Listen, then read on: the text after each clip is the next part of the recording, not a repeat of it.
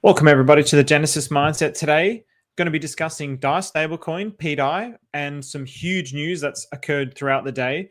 Wrapped Bitcoin, Pulse Wrap Bitcoin, the better Bitcoin, the certainty bias around what it means to get to the dollar mark and why it's actually better as it gets closer and closer to the dollar mark and what certainty bias actually means. We're also going to talk about Atropa. There's some massive updates in Atropa. There's been like millions and millions of dollars of Atropa that's been burned and millions that's been minted. And it's really going to affect how things are going to happen with Teddy Bear, liquidity flows.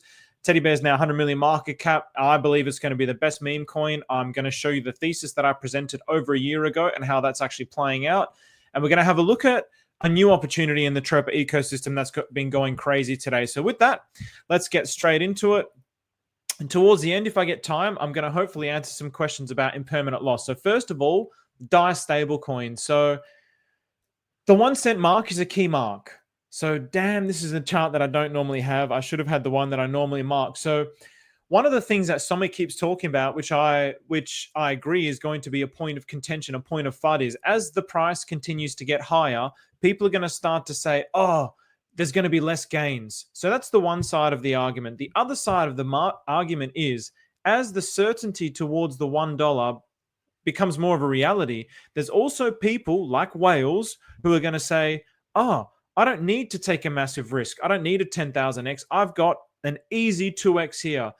If I was someone who had tens of millions of dollars, and I'm listening to this and I'm watching this and I'm studying this narrative and I get into it late and it hits 50 cents, or maybe I'm in it now, but I'm still on the fence and it's like, oh, do I think it's Richard Hart, or is it, or I don't know, or is it going to get there? Do I really want to risk my portfolio on this? Who knows? Is this just a meme coin? But as it gets closer and closer to that dollar mark, they're going to start to think, well, it's very likely that it's going to hit that dollar mark. So they're going to start to put huge bags in. And this is called certainty bias. So Uber, if I'm sure everybody here knows about Uber. So Uber, you would have thought years ago, well, okay, what's going to beat taxis? But the thing, it's such a simple, minute feature that makes Uber better than a taxi service. So when you get a taxi service, you call the taxi and it's like, okay, yeah, I'll be there in 10 minutes. And there's always this kind of like anxiety, this anticipation. I've got to go out to the club. I've got to meet the Korean honeys tonight, got to do whatever. And there's this kind of anxiety. Are they going to get here? I don't really know. Uber invented the app which shows the distance of the car to you. So the anxiety, the anticipation is gone. You know precisely how long it's going to take for Muhammad to get to you based on the app. You just need to watch it. Muhammad is 2 minutes away. Muhammad is 1 minute away. The anxiety, the anticipation is gone. This is called certainty bias. This is something that made Uber billions. So this is what made it such a massively successful application. Something extremely simple like this. That's what I see happening with pDAI. That's what I see happening with wrapped Bitcoin. As the price continues to rise, on the one hand, yes, it can be seen as less gains. But on the other hand, the certainty of more gains. I mean, how many people in Hex? How many people how many people in the last bull market? You might have been like with Hex, a little bit tentative. Oh, do I really want to put this much money into Hex? I don't know what it's going to do. But as it starts to climb, as the bull market's starting to go higher and higher, people are just throwing in thousands of dollars. Like I would have started to throw like thousands of dollars towards the end of the bull market because it's like, oh, if I can just quickly get a 2x here, I'll take it and I'll just chuck $5,000 in. You become more and more irrational. And that's what I see happening with pDAI. So again, my hypothesis is it's going to happen more towards the end of the bull market, and I want it to happen more towards the end of the bull market. This is just me. This is not FUD. I want it to happen because, again, I mean, somebody talks about this as believers and non-believers. And I think this is a very valid point.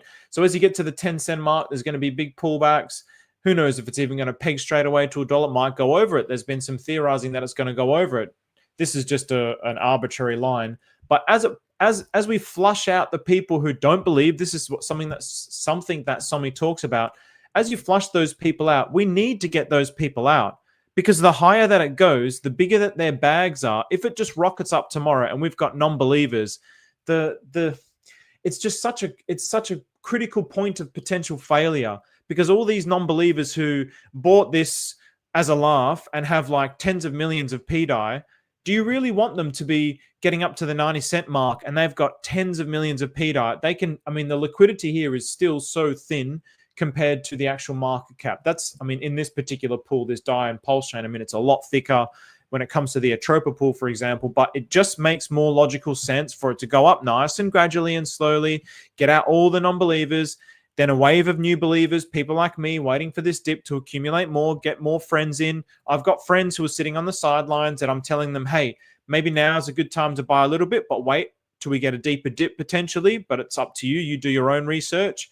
And that's the kind of mentality and mindset that I foresee with this particular, how this plays out. So again, as we get closer to the dollar mark, it becomes more and more, the certainty bias is going to kick in. So people are going to start to really FOMO. Whales are going to really say, well, I mean, a 2x, I'll take it. The risk is really diminished. The risk is high down here for a whale. It's like 2 cents. The risk is high. As it gets to 10 cents, wow, it gets more and more believable. As it gets to 50 cents, it's a 2x. So this is my philosophy around it.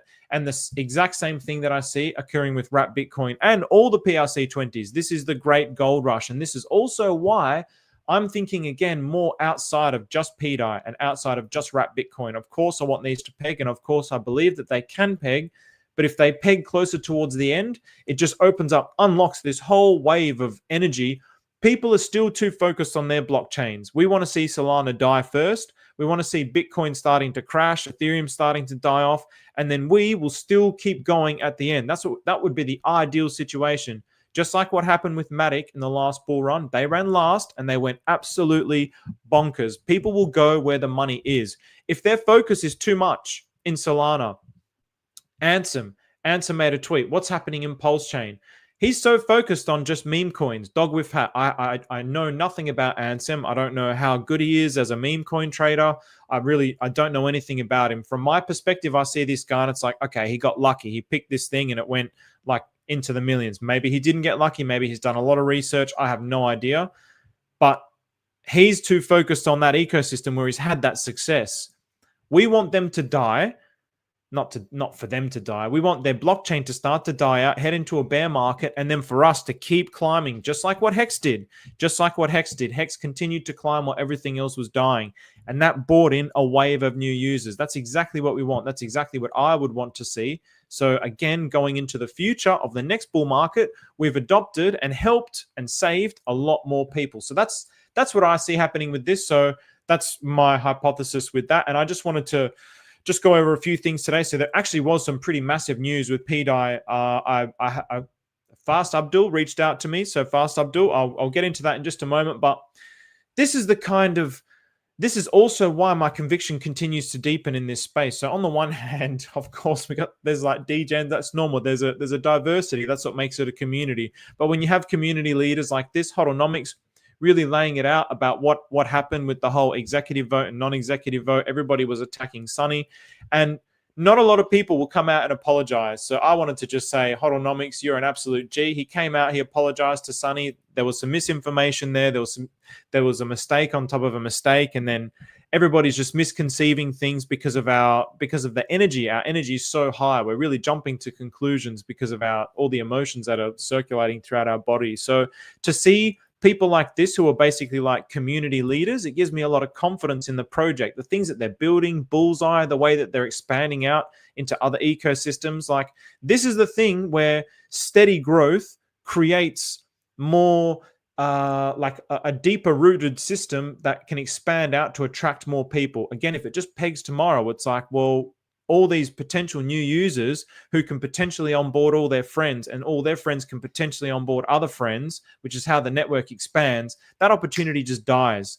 So I think, I think everybody really wants it. I mean, I would love for it to go to $1 tomorrow, because it's like, well, overnight, if you've got 1 million pDAI, you become a millionaire. But I'm thinking about this again more long term. What does this actually mean for the sustainability of the project? So that's just my hypothesizing. So pDAI to $1, what's going on? Thank you so much for all these comments. Share this out, like, subscribe, please. I'm just going to quickly jump through these comments. Huzzers, I haven't seen you around here, man. What's going on? Nice to meet you, Hexamigo. Fucking oath, mate. Zaki Booz is up. Right, what's going on? What's going on, Eric? What's fresh, Sunshine? Hey, Hex Down Under. What's going on, Sunshine? Stizzy Jones, route for Genesis. Yes, we will get into that. So Genesis, the new Atropa token. So there's some big things in Atropa that happened today. Some massive things that happened in Atropa today. So respectfully, I disagree with your suggestion that pDAI pegs at the end of the bull. We need pDAI to peg ASAP to then pump core coins for the rest of the bull. I mean, yeah, look, there's... I guess we can agree and disagree endlessly, really. It just comes down to a matter of opinion. I look at it like the longer it takes, the more potential energy that we can store up, the more users that we can onboard in the meantime. If it pegs tomorrow, Ivan on Tech's outreach. Ivan on Tech now knows about it. But what other influencers know about it? None. Okay, yeah, it pegs tomorrow. That's great. But then it's not exciting. What makes it exciting is if Ran Nuna, Crypto Banter buy some. Then he's going to talk about it. If it goes to $1, do you think he's going to talk about it? Why would he talk about it if he doesn't own it? I mean, look at you guys. You guys are talking about it because you own it. People aren't going to talk about it like, oh, hey, look at this great thing that happened on Pulsechain. They peaked to $1. I'm sorry to say, people are not going to give a shit unless they have bags in it. That's just the logic of people's human greed. That's how it is. So I can't agree with this perspective. But you know, at the end of the day, if it does happen like that, it's going to happen whichever way it's going to happen. Put it that way. But I think it just makes more logical sense for more people to own it before it gets there, for the microphone to expand out more, because there's things popping off everywhere. There's already things popping off here, but people aren't talking about it. They'll only talk about it when they hold it. It's just the logic of human greed. So yeah, that's just my perspective. So we could debate on that endlessly. So this pegs for Christmas, bro. I mean, that would be a great Christmas present. So, hey, what's going on, everybody? So, hello from Philly, pDAI to $1. All right, awesome, lads. Let's get into it. So, this was a really interesting thing. So, this is something that I really thought about a lot today. Well, I didn't think about it a lot at all, actually. I just posted it like quite intuitively, but the kind of FUD that's around this from, I would say, from Maxis, where he's saying, y'all believe the Pulsechain OA will deposit all of its Pulsechain, PulseX, and Hex into Maker to back your currently worthless stablecoin. Make it make sense. So I'm not going to read this whole... Or you think the OA would put 90% of the supply, which is currently off the market, onto the market for you to use as exit liquidity, sending Pulsechain into an infinite death spiral. There is some logic to this. But I think on the other hand, contrary to that, a lot of these guys really believe that, oh, the OA is going to pump their bags. That's really the counter argument. So again, always coming from the perspective that people are talking from their perspective, that they're trying to create narratives that suit their position. So really, a lot of, I mean, I think this is one of the dudes that I think he's like maybe a community guy for KDP. And as we know, KDP is not fond of pDAI, and kudos to her, that's fine. But she's often talking about Sack Daddy and following what the OA is doing and how it's pumping Pulsechain, Hex, and PulseX. And it's like, well, if you really think about it logically, if Richard Hart was behind this, what's a better option? What's a better option for Richard Hart to go, all right, here you go. I'm going to pump these 4 tokens, and then all of you guys can just take it out whenever you want, like what happened with Hex. Everybody just bought mansions and Lambos and the price dumped. So he can do that. Or he can secure that and forever create something that he can build from that's going to support a new ecosystem that others can also build from. Just logically speaking, I'm just like, in an instant, without even giving it a second thought, I'm like, option 2, without a shadow of a doubt. If he's behind it, it makes more sense for him to do option 2 in his own interest, in his own benefit. So even not for the benefit of the ecosystem, I mean, personally, I think it also benefits the ecosystem more, but even from his own perspective, it benefits him more to be able to do this. Instead of risking his bags that all the Hex maxis and Pulsechain maxis can just rug out of it, he can actually just use it as collateral to borrow from forever. That's what rich people do. That's the game that they play. They play a game where they use their assets to grow from.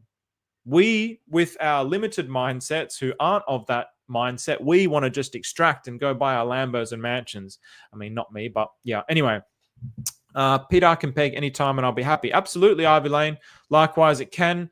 And at the end of the day, we can debate endlessly. So I might think that I'm right, but I could be completely wrong. If it pegs tomorrow and then all of a sudden the chain explodes, well, I was wrong. And that's totally okay too. So it's just all hypothesis. Update on affection. I will give an update on affection. on another stream. In this particular stream, I won't. But yes, I will give an update on affection in the future. So in my humble opinion, we don't need pDAI to pump the Richard Heart ecosystem because we're already several X's up from the bottom. Exactly. This is the thing. We're already massively over delivering, are we not? This chain is actually like insane at the moment. We're massively over delivering. The people that, I hear it a lot, but the people that feel like, I mean, there's certain maxis who are maintaining a positive energy, and I totally respect them, and I fully respect maxis. Don't make no mistake about that. But definitely the ones who seem to have more of a negative sentiment are the ones that are still underwater. But for everybody else, like the whole blockchain is just massively over delivering. It's insane. So I really don't think Richard Heart is going to let a bunch of people cheat him. Exactly, man. Do you think he's going to put... I wouldn't either. Simple as that. So, hey, Fo, what's going on? How are you, bro? Spirit. Oh, what happened here? Hey, super chat. Nice. Thanks, big dog. I heard B-Roots may be about to shield Teddy Bear very hard soon. Is the big dog out of the dog pound? Teddy Bear pumping right now. Nice, Eddie. Nice. Thank you. Well, thank you, big dog, for the super chat. So yeah, super chats are appreciated. I'm a full-time volunteer. All super chats are appreciated. So, mate, men's enjoying the. I think maybe something got cut off there. So Red Bull, what's going on, man? The cut of your jib. Cheers, brother. Thank you very much, bro. Thank you, Adam. Yeah, we're going to get into Teddy Bear in just a moment. So Fast Abdul, this is the news that I wanted to share. So Fast Abdul, I'm honestly, I don't know how I feel about this. My initial perspective is this sounds amazing, but also technically speaking, there's also a risk factor to it as well. But liquid loans, one of the first things about liquid loans that was awesome was the fact that this idea of all these strategies that emerged of using your Pulse chain as collateral to borrow against. And then we could pump Pulse chain like this. There was this whole hypothesis around that idea with liquid loans. There was all this excitement. Now, what Fast Abdul is proposing is that same kind of concept, but with pDAI. So basically, he'll create some kind of a stable coin, and then we can use our pDAI as collateral and borrow against it, and then do whatever we want with it. So we could buy back into our pDAI, for example, and then we could just pay that loan off as it pumps. So this, because of the nature of pDAI at the moment, because it's got so much energy, it really seems like this could be a fantastic idea if we start to really explode. And I like this idea because it gives smaller players a chance to accumulate more.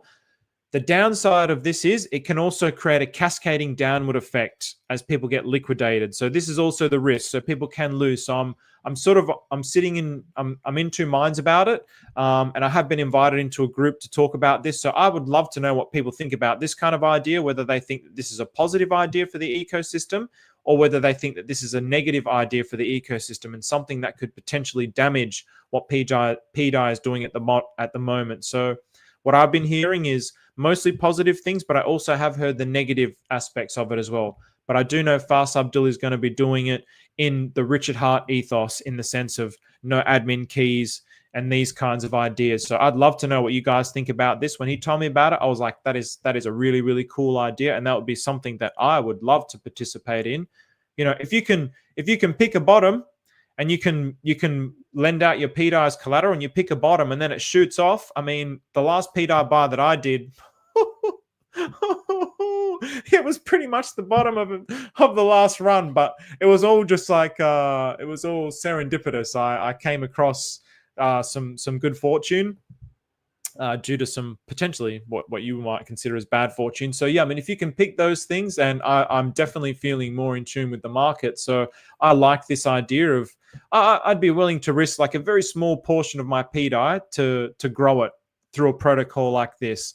But yeah, I would love to know what people think about this concept, whether they think it's damaging or not. So yeah, please leave it in the comments. Please discuss it in the pDAI chat, and just so we can get like a feel and a vibe of whether this is a positive thing for the ecosystem. So yeah, again, Wrap Bitcoin, same story. I mean, if pDAI is going to get there, Wrap Bitcoin's going to get there. So it's just an extremely, I mean, Pulsechain is, what a place, man. What a place. So I would do the same. Scam, Stizzy? Scam. Okay, interesting. Why scam? I'd love to know why you think it's a scam. Or are you just... Okay. think maybe you're just having a laugh. So, all right, let's get into the teddy bear. So teddy bear. I mean, actually, first Atropa. I'll go into the macro. So all of Atropa. So Atropa, this was this morning. The Don vid. Look at this, man. Look at teddy bear. It's a good. Look at all of Atropa number 1, number 2, number 3, then 9mm, then teddy bear, then Aave, teddy bear, Pine, free, which is wrapped Bitcoin tax token from Sunny, Aave, Mono Money. I was really surprised by this, Mono Money and wrapped Bitcoin. So these are the kinds of ratio opportunities that you can look for. Obviously, there's some kind of big pool that exists. I mean, if we have a look here, liquidity between this, 183,000 liquidity, 183K liquidity between Mono Money and wrapped Bitcoin. I was shocked by that. So I don't actually have much. I don't think I have any Mono. I might have some Mono Money in a liquidity pool bonded with my LAU token. But yeah, if you got Mono Money and you're just sitting on it, these are the things where it's like, man, this is where I'm hoping people start to wake up and like start to move the liquidity around the system and like, okay, how can I grow my bag? Not to risk it all, but yeah, maybe just take like a small percentage. That's what I like to do. Take a small percentage, see if I can grow it. If I can't, no problem. Affection, so the Affection DAI pool, big fan of the Affection DAI pool, I must say. This one here, so this is the liquid, so I'm just going to say Steth. So there's two.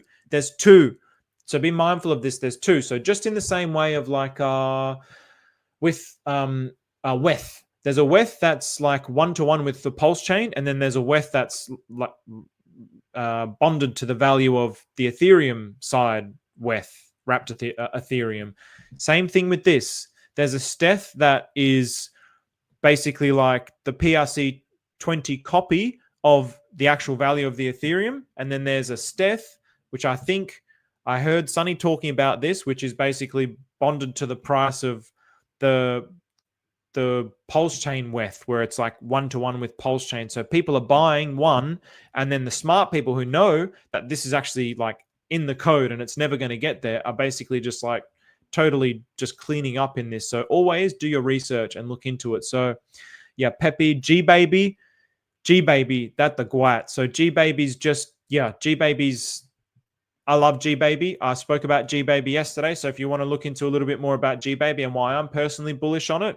But yes, I love G-Baby. G-Baby being here in the top. I mean, it's predominantly Atropa ecosystem. Pulse Pup, Steady Pup, the pup who is steady in nature. I'm going to be doing another talk with Steady Pup. We did a talk sometime last year, and his is like an ETF style token, which is like the Lao tokens. And he did this last year.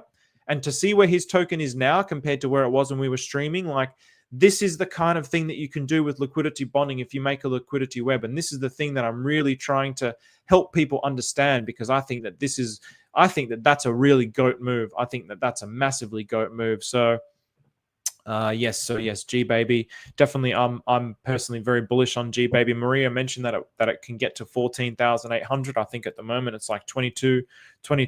But do your research. Look at the liquidity. Look at this. Look at the setup. Look at the supply. I've now left in the description the liquidity-pools.vercel.app, and I always use that. I'm using that website every single day. I'm going to be using it again in this stream to show you guys some things. So. Do the core coins move opposite to pDAI? Notice they don't always move up together. At the start, they used to move opposite.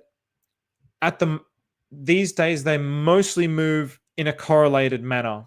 So it really depends on how heavily they're bonded together as to how much they're going to move together. So when you look at pDAI and Atropa, for example, they really move like they're stepping together because of the fact that they have so much of their liquidity in a liquidity pool. So I think it's like 33% or thereabouts of the Atropa ecosystem is with pDAI. So therefore, whatever pDAI is doing, Atropa is moving with it. And as Atropa is moving with pDAI, it's also moving all the tokens that the Atropa ecosystem is connected with. That's what makes this ecosystem so incredibly unique and so amazing. So, all right. Now, massive news here. Maria, I mean, guys, come on. Maria's a GOAT. So Maria yesterday burnt over $1 million or just under $1 million of BFF. So I showed that on stream. So it used to be 777 BFF, burnt 92 BFF. So that's gone. That sell pressure forever removed. And now Maria minted $7.7 million worth of teddy bear and paired it with HAR and burnt the LP by sending it to the Atropa contract. So what did he do? He basically minted some Treasury Bill, bonded it with HAR, and then when you bond it together in a liquidity, then with the PLP that it creates, sent that PLP to the Atropa contract, which is I think the 86A6. So he would have just sent that there. So now that's burnt liquidity. That means that is sell pressure forever removed from the ecosystem, because he can't sell that because he no longer has access to that liquidity. So it can only be bought into. So it creates a forever floor. So this is something that I've showed many, many times. So they're considering their holdings into burnt LP with Treasury Bill, which now turns into the cornerstone of the entire ecosystem. So here's why it's big.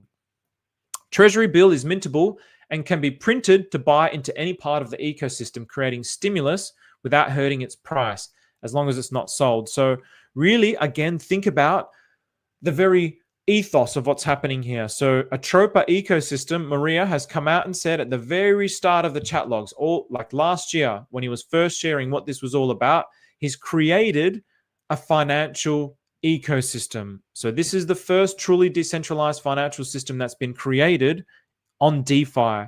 And now he's starting to pull some of these levers. So he's minted these tokens. So he's just like the Federal Reserve. They'll print money. We're going to create stimulus in the economy, and then that's going to keep things going. And we're going to keep having this pump in the S&P 500. Maria is now starting to do that with Treasury Bill. Where else are you seeing this? Anywhere else in cryptocurrency? Nowhere. This means so many things. So I'll read this and I'll show you what this could possibly mean as well for things like Teddy Bear, what it means for Genesis, the new one that's just come out today.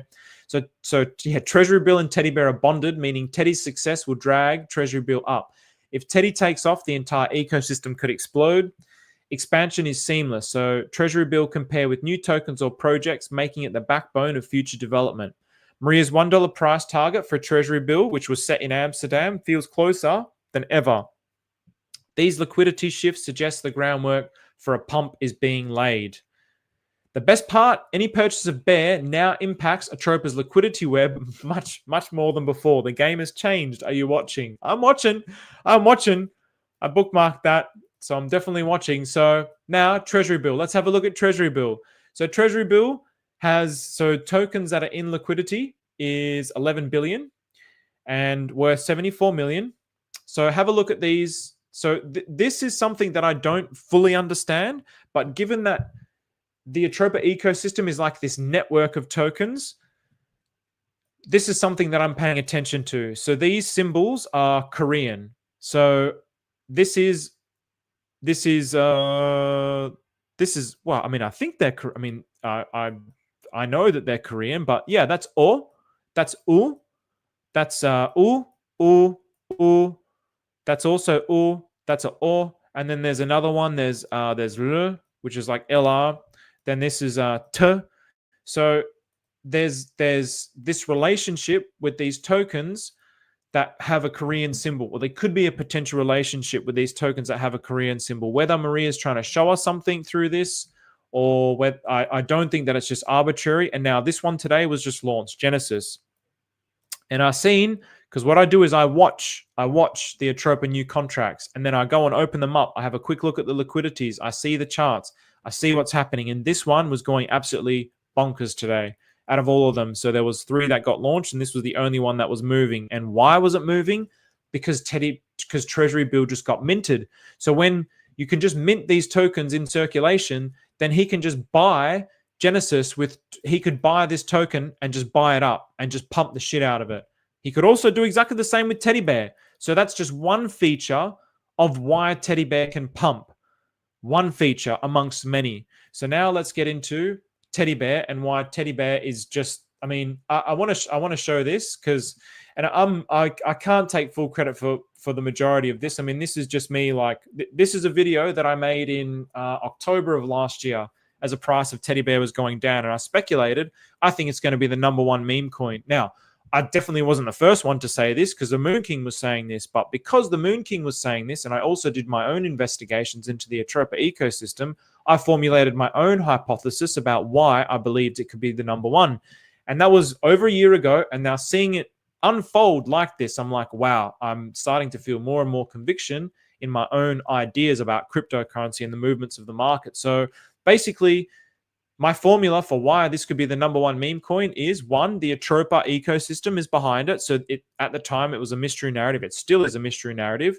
And the pumpermentals. So what's some of those pumpermentals? Here's one that we've just been shown today. So Treasury Bill minted 7.7 million Treasury Bill tokens. That could be 7.7 million that could go into pumping teddy bear, for example. So there's some of those pumpermentals right there. Then also with the pumpermentals, I always show this. This is not arbitrary. This is not arbitrary. All these tokens that are interrelated. So this is, do I have teddy? I do have teddy bear. So look at teddy bear. So unlike any other blockchain where, I don't know, dog with hat, and then what can pump dog with hat? Well, basically you can only pump it with Solana or whatever. I don't even know if they have stable. I'm assuming they have stable coins there on Solana, but there isn't. Look at this. There isn't literally hundreds. Is that thousands? I mean, I'm scrolling continuously. Look at this. This is insane. So I'll just go to the top. How many is it? Nearly 1,000. That's 787 liquidity pools. That's 770 different ways that teddy bear can be pumped and bought into from these tokens. Plus, Maria can mint teddy bear Treasury Bill out of thin air and pump it. So the pumpermentals plus the liquidity web makes it awesome. Then because teddy bear, because of the dynamics of the liquidity web, becomes a deal against some ratios and it becomes maybe selling against others. But in general, because of the dynamics of the liquidity web, it can pump more than just Solana tokens going up and then going down. One avenue in, one avenue out. This has hundreds of avenues in. So it's, if you just imagine, like I imagine it like the Death Star. When you see the Death Star and all the little points come together, it's like doo, and they all come together and boom, and they blow up a planet. The Atropa ecosystem, I've been covering the defensive mechanism, the defensive side of the Atropa ecosystem. That's a thing that fascinates me a lot. But the pumpermental side of it as well is like all these avenues that can just pump it to cause teddy bear just to go absolutely bonkers. So I have to put this up here while we're talking about teddy bear. So shout out to you, Eddie. Thank you for the super chat. All right. So, okay. So what else was in the formula? A new layer 1. So we've got Pulsechain. So again, if Pulsechain continues to play out, and it's a new layer 1. So what does this mean? When you have Ivan on Tech curious about it, he's invested money in it and he talks about it. Ran Nuna, even though he denounces it, he's still curious about it because it's a new blockchain. There's Ansem who tweeted about it. What's going on Pulsechain? Why would he tweet about it if he literally didn't care even in the slightest? He wouldn't tweet about it. He's tweeting about it to put his feelers out into the world to see how the world responds to that. So the way that the world responds is going to give him an indication of, oh, all right, I'm asking the world what's happening on Pulsechain, and now I've got tens of thousands or hundreds of thousands of views with this particular tweet. Hey, that's something that I might need to start paying attention to. Keep that in mind. You also have, so there's all these influences because of the fact that it's a new layer 1. It's memorable and cute, and it's a new meme coin. So it's something that is it's universally applicable. It's universally applicable. Everybody has an experience with teddy bears. And this is also something Maria said in Amsterdam. So I was like, yes, at least we're on the same wavelength there. Big influencers are shilling it. So the crypto kings, and I'm going to show you what that means. Plus a massively strong community behind it. I mean, this now this is the most viewers I've ever had on a live stream. So 162 viewers at the moment. That's the most I've ever had. But also, I think maybe it's on Twitter as well. So I don't know if that includes the viewers as well. Oh, it does. Okay, sweet. That's cool because I just upgraded. So I got 89 on Twitter and 70 here. So, okay, that's kind of normal for YouTube. But nevertheless, it's a super strong community. I mean, the teddy bear community. What's this? I can't see here. How many is it going to show me? So this is pDAI. pDAI has how many?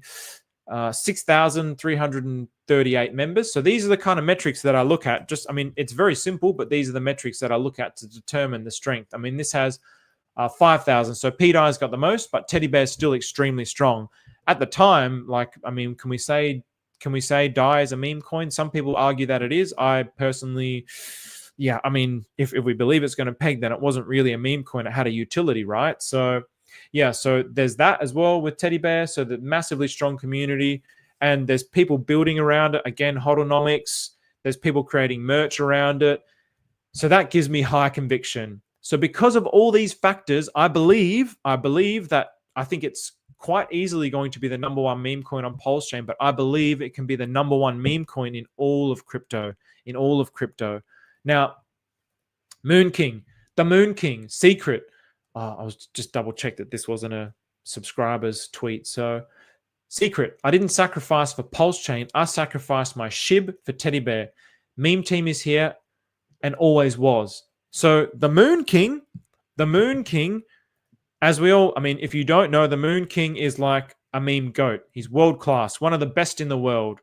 And why is the resolution on this picture not so good? But basically, what he's showing here is the price action movement of Shiba Inu compared to Teddy Bear. So you can see the same dynamics here. So Shiba Inu went up, came down, really like did nothing for an extremely long period of time, and he just held.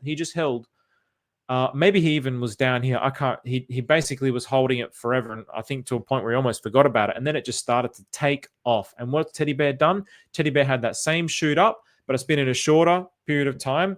Then it came down, which is normal, which is natural. It shot up, came down, normal, natural, and now it's blowing out again. And he's comparing it to the market cap. So now he's looking at the market cap here, and he's got the indicator here. So we had about 30 million market cap for Shiba Inu, around about a 30 million market cap for Teddy Bear. So very, very similar.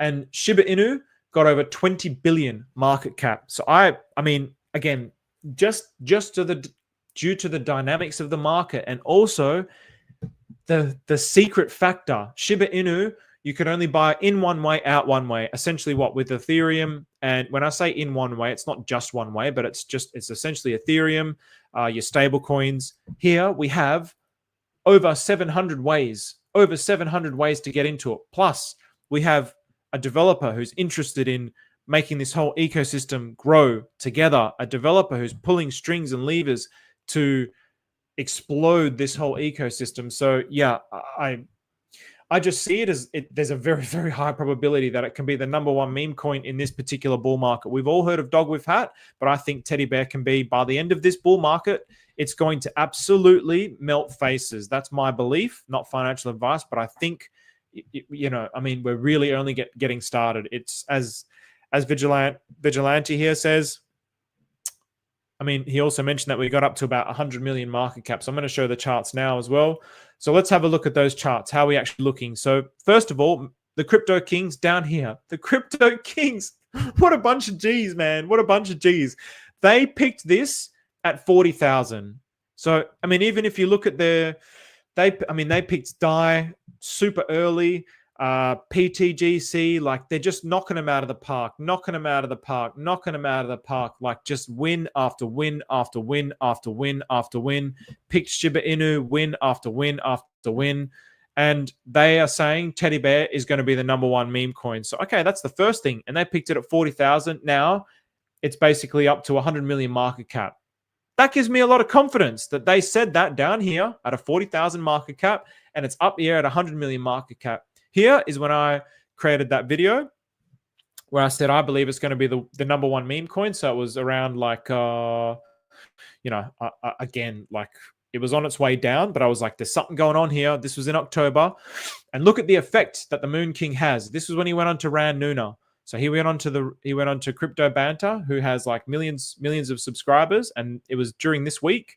And we did like, just in that week, we pumped from like just under 4 million market cap to about just under 14 million market cap. So we pumped 3.5x. I'll go to the top of that week there. So yeah, actually just under 15 million market cap. And now there is rumors that he's going to be on Crypto Banter and potentially other things. So he's really actively engaged in pushing this out there. So this is again why I'm just like, man, Teddy Bear just has all the right ingredients, and I'm seeing it. If I formulated this hypothesis last year and I'm seeing it unfold before my eyes, it only just gives me more and more conviction. So yeah, I don't know what you guys think. I mean, the way I'm looking at this, 100 billion market cap, what Shiba Inu was, so if we go to Shiba Inu, I think let's just put, let's just put 22 billion. It was around about there. It was around about 22 billion. If we have a look here, it's difficult to see with the quality of the image, but there's 20 billion. Oh, it could have been more. I mean, there's 20 billion and there's 80 billion up there. So it could have been more like 30. You know what? For the culture of this channel, for the culture of this channel, I'm going to put that up to 33 billion. So these were my initial conservative estimates, 3.3 billion. And now I'm just like, no, it's going to do, I just think it's just going to do way, way more explosive as I dig deeper and deeper into the Atropa ecosystem and what's going on here. I just think it can just go absolutely insane. So yes, there we go. So 94 million market cap almost, so 93.63, 414 Jam Wallets buying pre-sales with G Baby. I'm going to talk about these as well. So there's a whole new ecosystem of tax tokens that have come out. I'm going to talk about the pros and cons of those particular tax tokens. As I always do, I present things objectively and as objectively as I think that I can. But yes, there is an ecosystem of tax tokens. 414 is one of them. I think there's a pre-sale on that. I will be doing a presentation on that either this week or the next week's. What coins would you go in right at this moment? Oh, Alex, I don't like to answer those questions. Yeah, not financial advice, but when I was talking to my friend, onboarding him the other day, I asked him what he likes, and what he likes the sound of DAI Stablecoin, pDAI. He likes the sound of Atropa. He likes the sound of the core coins, and he likes the sound of Teddy Bear.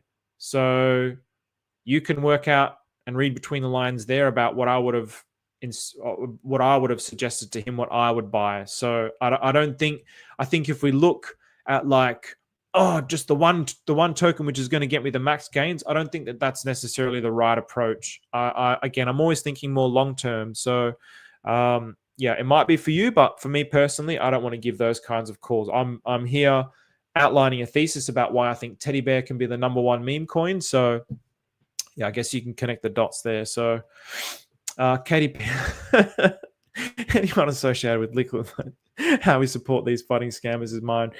It's a pity, man. It's a real pity. I mean, your boy Coexistent Steven accepts everybody, so I'm not going to say a bad word about her. And I think she does a lot of good things for the ecosystem, regardless of that. But I think it's very easy to see where people's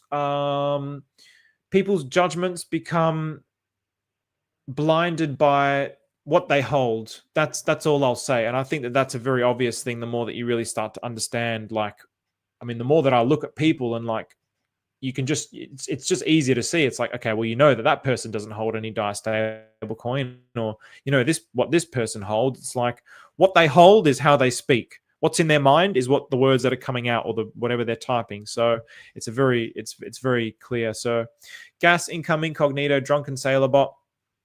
Oh, drunken sailor bot, is that you, Michael?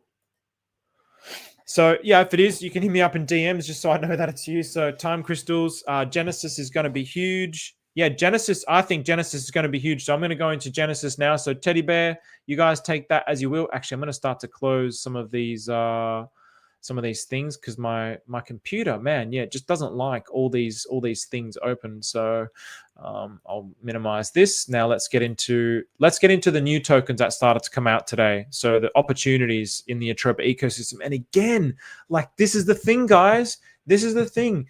The more I just see it as this endlessly growing web. This is one of the things that I loved about the Atropa ecosystem from day one. Give me a second. I'm going to close more of these things here because they're really starting to, I might leave some of those open because I want to go into a little bit of detail about them later with impermanent loss if we get to that. With the Atropa ecosystem, it's this continuously expanding web. So even if I'm not the Moon King and Ian and I didn't buy Teddy Bear at 40,000 market cap, there's always new opportunities that are coming. And let's just say one day Maria still has tons of teddy bear, and there's this new token like Genesis, for example, which has the same Korean symbols as teddy bear and Treasury Bill, bonds a bunch of those tokens together and decides, you know what, these new users, I'm going to pump this, and then they get rewarded for being good actors in the ecosystem. These are the kinds of things where it's just, I mean, even BFF came, like BFF was late compared to like Teddy Bear. Teddy Bear was, when was Teddy Bear created? I think Teddy Bear was 1 year and 3 months ago, I believe. So let's have a look at the age of the, I mean, this is a one liquidity pool. So I think 1 year and 3 months ago. So yeah, I mean, and BFF was less than a year ago, I believe. BFF was less than a year ago. So let's just have a quick look here.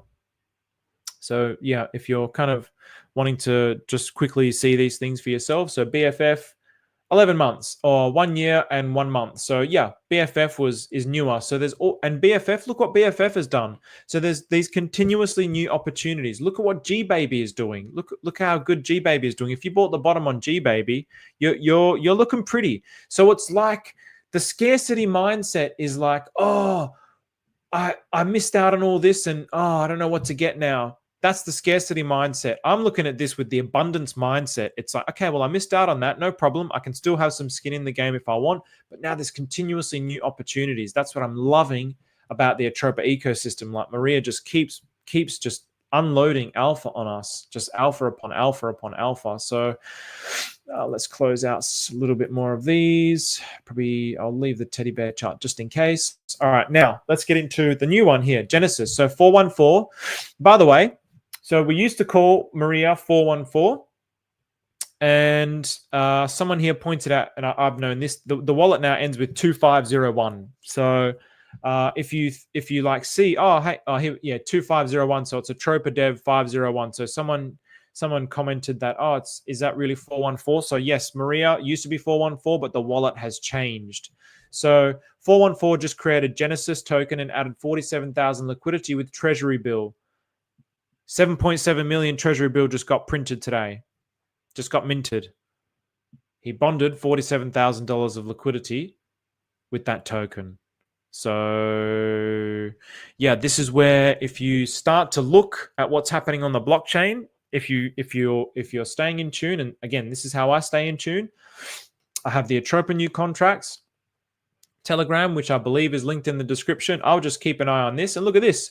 Everybody gave this a fire, and then I'm okay. Well, everybody's excited about it. There's a few poos. I gave it a fire. This one here looks like no one's interested in this. That's Korean too. So that's I don't even think that's legible. I've never seen that combination of characters. So I'm practicing for my future Korean wife, you see. So Optimus Right, Abjuration. So that was released a few days ago. So I don't check every single day, but then this was December 7th. So I'll check every few days. And I mean, yeah, anyway, I happened to check this one. So, and I saw when I opened all of these up, this one had the most action. And why did it have the most action? Then I'm seeing what's going on with Treasury Bill. So that's why it's having the most action, because the people that are paying attention to the Atropa ecosystem are seeing what Maria is doing, are seeing these moves being made, seeing that there's a relationship here because of the Korean symbols with Treasury Bill, with Teddy Bear, and then they're getting into it. So what did I see in the chart? Oh, that's with coexistence. So what did I see in the chart? 22,000 of volume today. So this was just with the Pulsechain. So this is what I did. So I had always liquidity-pools.vercel.app. Then I opened up, I'll always open it up to Pulsechain or maybe whatever the biggest liquidity pool is, just to see how the volume that's kind of flowing through it, to see the kind of action and interest that it's generating. So what did I see? Okay, I saw $47,000 of liquidity. I saw this one had, well, this one's got 2 million of liquidity with no pools, but yeah, look at this. You know, what does this mean? Abjuration, Optimus Right. And this is where you can dig into the ecosystem and start to investigate. What does this mean? So $2 million of liquidity. How much of this does Maria still own? Could Maria rotate into this to benefit the ecosystem somehow? Who knows? And then, of course, I see Harambe. So, yeah, Harambe. that was also why I started paying attention, because I saw Harambe and I'm like, oh, nice. I can get into this with my Harambe. I can get into this with my Lao token. So I watched this one. I looked at this one. This one has only 370. I think maybe I created a liquidity pool with this. I'm not too sure. I think I definitely did create a liquidity pool with this one, or maybe I didn't. I think my attention just went straight into this one because I know, like, yeah, abjuration. That's right. I mean, look at this. There's no volume. So even though it had $2 million of liquidity, there was no volume. It wasn't doing anything. So, okay, there's no attention there. The attention was all here. So I started to buy this up with my Lao token. What does that mean? It means I didn't spend a single dollar on it. It means that I minted my tokens with my Dysnomia ecosystem token, and now I'm the second holder of that with my Dysnomia token. And that's sell pressure forever removed from the ecosystem because I don't intend on selling these tokens. All I'm doing is building up my liquidity web that I can leverage against. That's all I'm doing. I'm not buying these tokens to hold and then one day sell at the end of the bull market. I'm creating liquidity pools. I'm doing a liquidity web. That's the thing that I'm interested in. That's the part of the ecosystem that I'm really fascinated with learning. If I can, I mean, 738. That's just from clicking some buttons and running my bot. Like, that's it. And then basically being my liquidity pool being the second biggest holder. So now whenever volume flows through here, when people are, for example, a lot of people will be spending their Pulsechain, as you can see here, with 22,000 of volume. Not me. There was 432 of volume with my Lao token. So with the Lao token, but that's not just my token. So that $432 of volume, every bit of volume leaves back 0.22% of yield. So some of that is me buying into it with my Lao. Some of that is also, so probably a third of that is also, or maybe a quarter to a third, is arbitrage bots. That's arbitrage bots filling it back up, filling the pool up. So as I'm swapping coexistence into it, the arbitrage bots are going, hey, coexistence is cheaper in that pool. I'm gonna buy some from this pool where it's more expensive. I'm gonna sell it into that one, which is now pumping up coexistence in the Genesis pool, and then I'm gonna take my profit out. This is how the arbitrage bots work. And then what's the arbitrage bot doing? It's leaving 0.22% of the volume behind. So the thicker and thicker that my liquidity web grows, the better and better it is. So that's exactly what I'm trying to do. So these new tokens that are popping off, I try and get in there ASAP, and I try to go where the attention is. So yeah, I didn't have time to get into these ones, but I probably will get a position in these. So Harambe. And of course, the higher up the liquidity pool you are, the more like it's like a cascading effect. So for example, if Maria then just goes, right, I'm going to mint, maybe tomorrow Maria goes, I'm going to pump the shit out of this with Treasury Bill for whatever reason. I don't know. It might help something somewhere. Then that flows, it cascades down through the arbitrage bots. So I'm continuously trying to help people understand this. So yes, I think that these are some opportunities. I try and get into all of them. Before I didn't, I was very selective with the Atropa tokens. Now I'm still selective to a certain degree, but I still try and get into all of them. So the video that I did the other day, I showed you how I got into like 5 different ones with Harambe. So my liquidity pool just keeps growing out. So as soon as I see somebody bond something that I have my token with, what does that mean? So what did I do straight away? I started swapping some coexistence for Harambe, or maybe it was Treasury Bill because it had the least price impact. So I swapped with Treasury Bill, and then I started buying up. I also used INC. I used some INC as well for this to really strengthen my position as well. So a lot of people are looking at INC like, oh, it's going to go to $10,000 and I'm going to hold it to the very end. I'm looking at it like, hey, this is an opportunity where I can multiply that. I can hold on to it and hope that it's going to pump by the end of the bull market, or I can use it now and put it to work now. So that's my perspective with INC. That's how I use INC. So everyone's got their own opinion on it. So what's up, Cookie to Chocolate?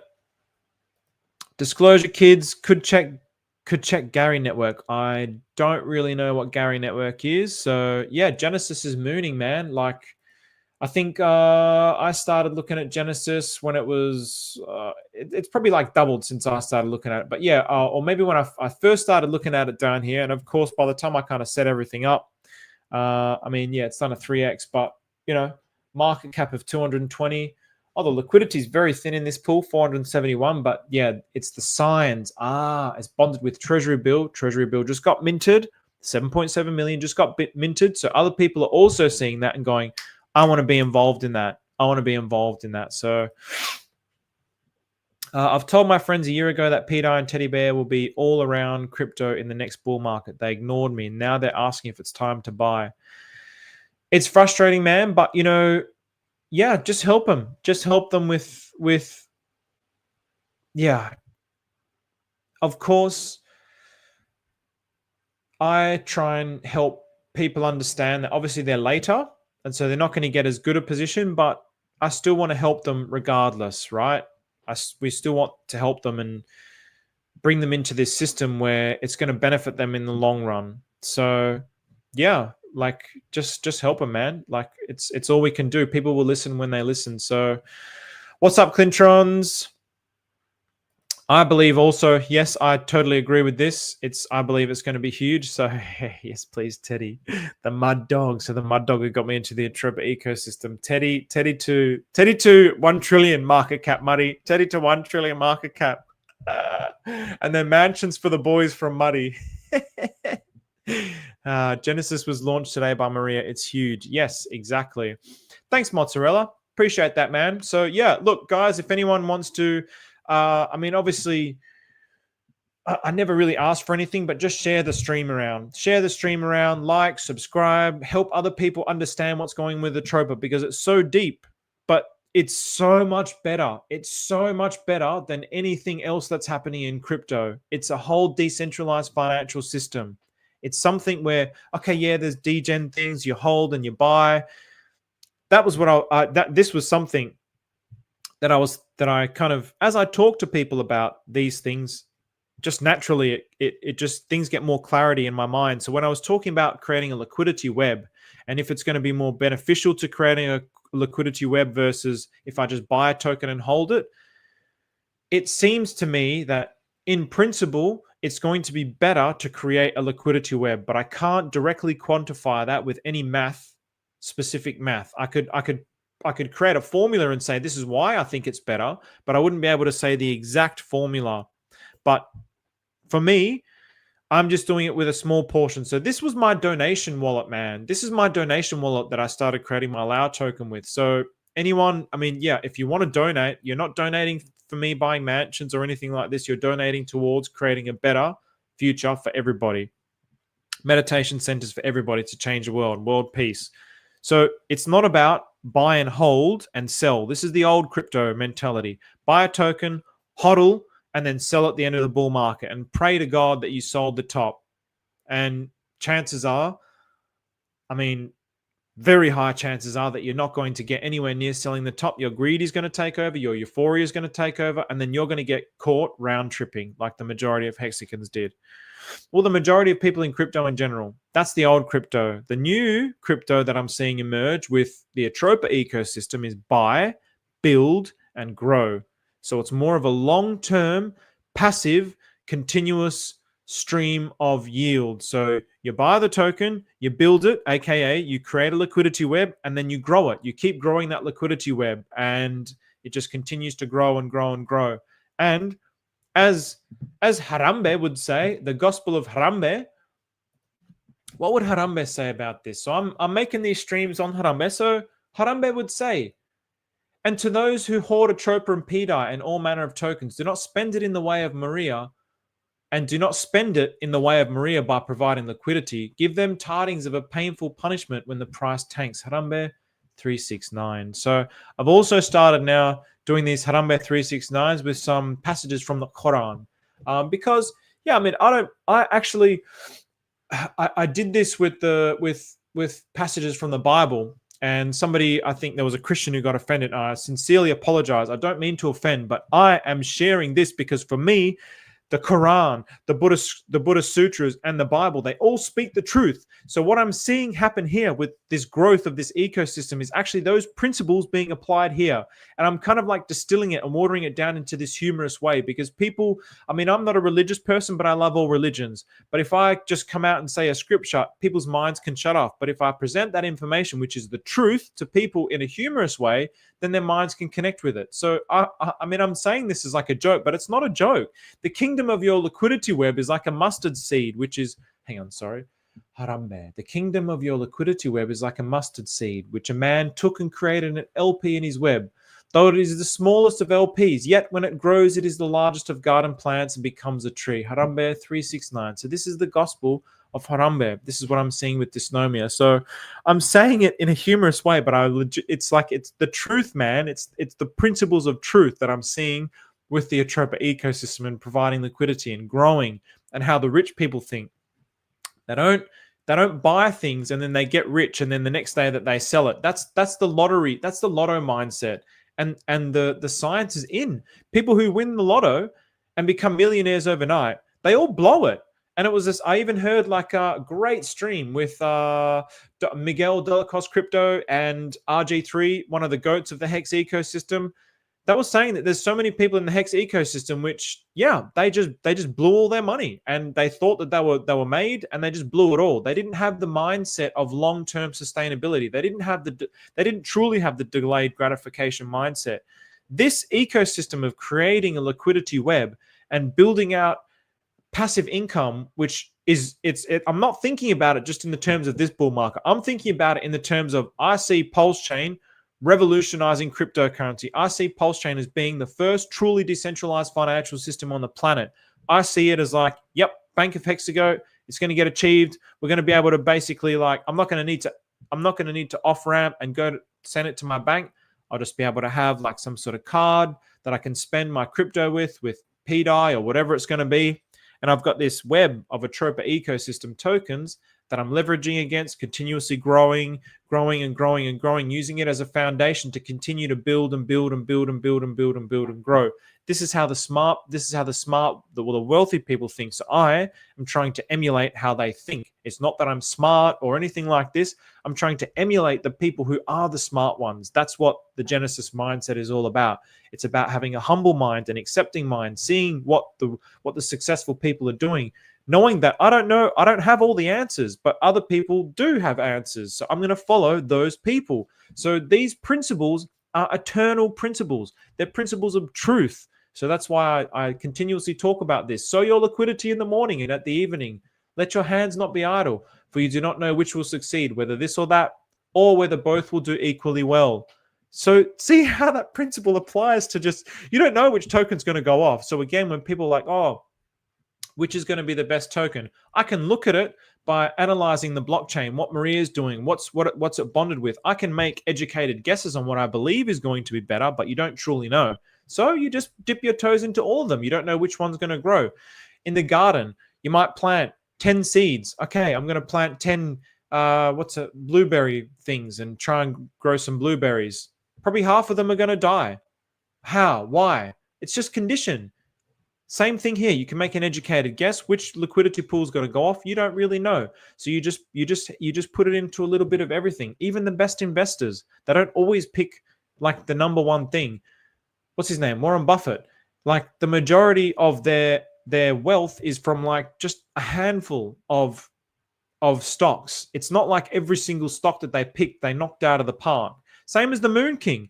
Same as Ian. Yeah, they're knocking it out of the park. Don't get me wrong. They're knocking it out of the park, but they also pick plenty of ones that just don't do anything. And that's fine. But it's law of averages. So you just keep consistent and you just keep growing. So, all right. I'll just address any of these questions. So should I buy some Teddy? Muddy. James Hexagon. 40 bill. There you go. Okay. And, Moon King keeps talking about Teddy Bear is going to flip Shiba Inu. So let's update this to 40 bill. So he believes it's going to pick Shiba Inu. So he, who is a Shiba Inu goat, Shiba Inu OG, is saying that it's going to beat Shiba Inu. So he is seeing those signs. So again, you just follow the smart people, man. You just follow the smart people. That's my strategy. It's like follow the smart people, but also like try to emulate how they think, and then try to replicate that, because I know that I don't have all the answers, but the world will give me the answers if I stay humble, if I stay grateful, if I stay accepting. That's the mindset. Also, I mean, I'm not religious, but I am sort of deeply religious, because I try to follow these principles that Jesus talks about. I try to follow what Muhammad talks about. I try to follow it as best as I can in my flawed way, because those are the principles that lead to success. Having an accepting mind, having a humble mind. Screaming and shouting all over Twitter about who's right or wrong, it's not going to get you anywhere. It's literally just dead energy. It's not producing anything. It's not accumulating anything. It's doing nothing. It's just wasted energy. Matt, what's going on, bro? Hi, Steve. Damn, the video I must see, but I'm in a taxi on the way to the airport. Bali to Oz. Hey, Bali to Oz, coming back to Australia, back to the motherland. So good stuff, man. But yeah, just go back and watch it. So I have a question I'll see later on the reply. What if we pulled pDAI on this and the switch is turned on instantly? Wouldn't we then lose out all pDAI, but suddenly did a 30 or 40x and be left? I think I understand what you're talking about, and I'm gonna go into that at the very end, the impermanent loss aspect of things, and try and explain that. It's getting clearer in my mind, but still not 100%. So, oh boy, that hasn't that hasn't done its thing just yet, though. I see what you're saying. So you're saying, okay, I mean, this is the thing about impermanent loss. So if this were to happen, if pDAI pegs tomorrow and then wrap Bitcoin just stays there, you're going to have a lot less you're going to have a lot less pDAI and a lot more wrapped Bitcoin in that liquidity pool, because the value, it's going to, I'll get into that. I want to finish up here. I'll go through these comments and then I'll get into that. So, actually, you know what? I'll quickly get into it now. Let's quickly get into it now. So Zaki Booz just bought some Genesis. So, I mean, if Zach gets into it, that's bullish. That is very bullish. So, all right. I did bring this chart up. So liquidity pools, A times B equals K. Token A times token B equals K, the constant. That's the formula for a liquidity pool in DeFi. That's the Uniswap formula. And that's what PulseX is. I mean, I don't know if it's it's just the formula for liquidity pools with decentralized finance. So in other words, at these prices, because I pre-did this, it's not going to be like 100%. You can see I've got here 55,275, but the price is actually a little higher. So we're going to take it where it is now, at where I'd written this. So this means if I put one wrapped Bitcoin in, I have to put in 55,275 pDAI. And so according to the formula, A times B equals 5,527. So that is the constant. So therefore, if we look at these numbers here, this is the total that this ratio will always maintain. This ratio will always maintain. That's what the K is. So here, if we take these numbers here, where it's got the pair created 1 year, 6 months, and how much is in this liquidity pool. So if I multiply 1,124, which is how much wrapped Bitcoin is in there. If I multiply that, what have I got here? Oops. Hang on a second. If I multiply 1,124 by 5,275, it should give me this number, 62 million. It's not going to give me the exact because the price is slightly different here, but there you go, 62,129,100. That ratio stays constant. That's why it's a K. So if pDAI pegs tomorrow all of a sudden, this ratio is going to stay the same. The proportion is going to stay the same, but then all of a sudden the value of pDAI is going to be so much higher, which means the value of compared to the value of the wrapped Bitcoin in there, it's going to be a lot lower. The wrapped Bitcoin is going to be a lot lower. So you're going to have a lot more wrapped Bitcoin than pDAI. So if you put this in now and you put one wrapped Bitcoin and 55,275 pDAI, and then pDAI shoots up to $1 tomorrow, if pDAI shoots up to $1 tomorrow, then this would just go like this would go like this. Oops. Yeah, the price would the price against Bitcoin would like just drop. This is also why I think it doesn't make any logical sense, because pDAI is literally bonded with like over 2,000 tokens. So again, if I was Richard Hart, would I want to just completely mess up every single liquidity pool and every single ratio? It just doesn't make any logical sense as a function of like wanting to create this beautiful system of liquidity. Would I just destroy the liquidity equilibrium across the chain? It's like a tsunami. It's like a tsunami of it would be a tsunami, the equivalent of a tsunami. You know, when you have a tsunami, it just comes, you know, you have your normal waves, and then you have a tsunami and it just like, oh, see you later, city. It just all gets destroyed. That's what would happen if it goes to $1. It would just create a tsunami that would just screw up everything in all the liquidity pools. It makes no logical sense to the way that I understand liquidity. So yeah, again, I pray that it doesn't. I pray that it doesn't peg. I want it to be as long as possible. That's just me. Sorry, guys. So yes. So if that were the case, if it came down to here, then so we stick to the same formula. We stick to the same math. So if that were the case, then you would have. Boy, this is where I mean I'm a bit rusty. I did this I did this a few weeks ago. I recorded a video a few weeks ago, but I still haven't launched it. But basically, A times B equals K. So then it would end up being like, if you put it in at this point where you were one to 55,000, and then the price changes to this. So this is what it would be here at this constant, but this constant has to maintain the same. So here you would have.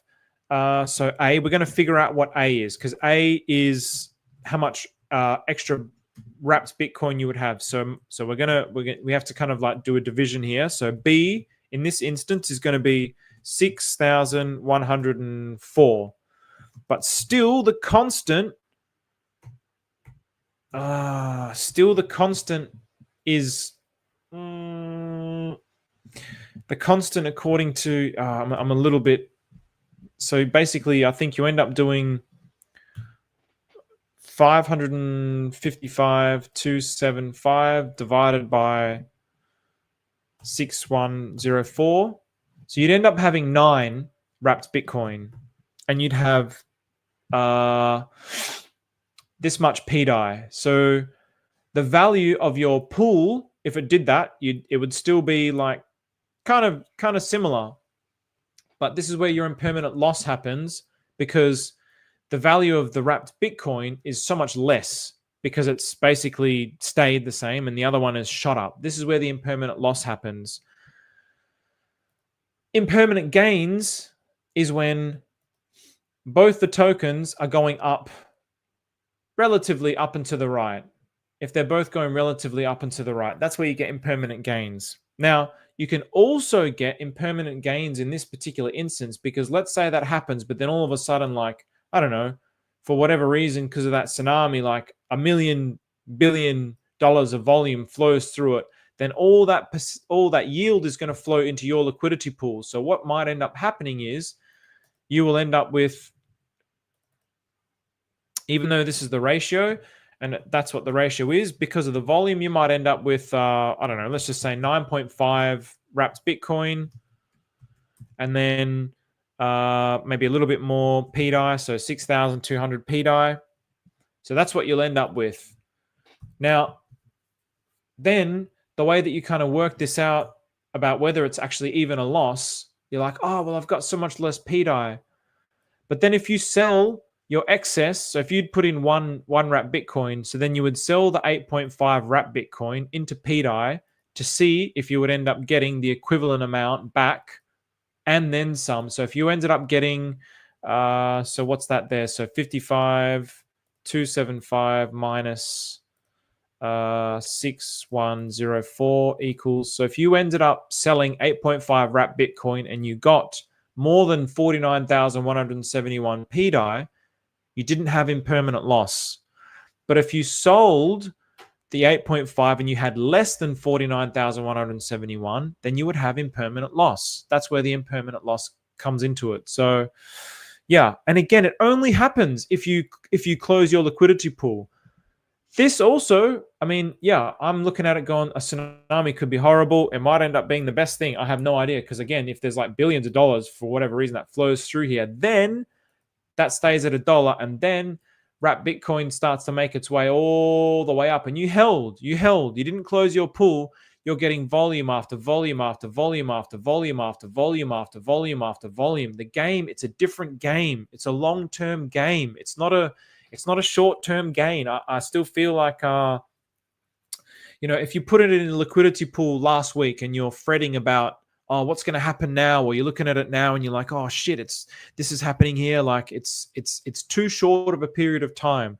Take a deep breath, just chill out, really think about what does impermanent loss mean? Keep studying what a liquidity pool means. This has taken me over a year and I still feel like, the way that I'm explaining this, I don't know if this is clear or not.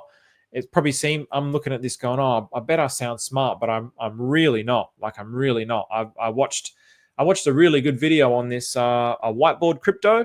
I watched it a couple of times and then I was like, oh, I get it now. And then I started to actually like write the formula, and he actually did. He did the formula with you, and he got you to write it. And there is some logic to that. It's how humans learn. I read this book when I was in architecture called The Thinking Hand. And so architects now, so whether you know or not, I'm an architect, so we do everything on the computer. But he was arguing that there's now this disconnect between what the connection that you have with your body and your brain. When you use your hand, it basically triggers all these different synapses and neurons in your brain, which help you understand things on a different level than just you doing it on a computer. But of course, now I think these days, I agree with what he's saying, but then also now there's going to be this new idea about maybe the irrelevance of that with how we interact with technology, and how if we continue to go down that avenue, then this might end up becoming something that's obsolete. But I still think the mind-body connection is still like, it's still going to be goated. So yeah, actually literally write it down. So long story short, write it down. Don't just listen passively to the thing. Actually write it down, do the calculation. And then as soon as you do the calculation and you write it on paper, your brain's going to go, oh, now I get it. You can listen all you want. You can listen at the gym to these words passively, but actually write it down and you'll see for yourself, oh, it's not that hard. So yeah, I would encourage that. What's hard is trying to work out. And this is where it's like, okay, what's going to be the right token to buy? It's the same thing with liquidity pools. You need to understand the risks. Yes, you can have impermanent loss, but you can also have permanent gains if you go in the right liquidity pools. So I've got this one up here. So this is DAI USDC. For example, if I created a liquidity pool here on April 28th, 2024, and it just sat there, and then by the time I'm going to actually, you know what, shout out to September 19. Yep, September 19 here. I take it out September 19. My boy Viber Finance, he knows what's up. There's been no volume.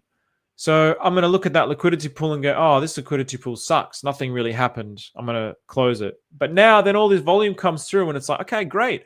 I just made like a few thousand extra tokens. And in a pool like this, where both tokens are up and to the right, the problem is there's so much liquidity in this pool. Your percentage of the pool is going to be very minor. You're still, okay.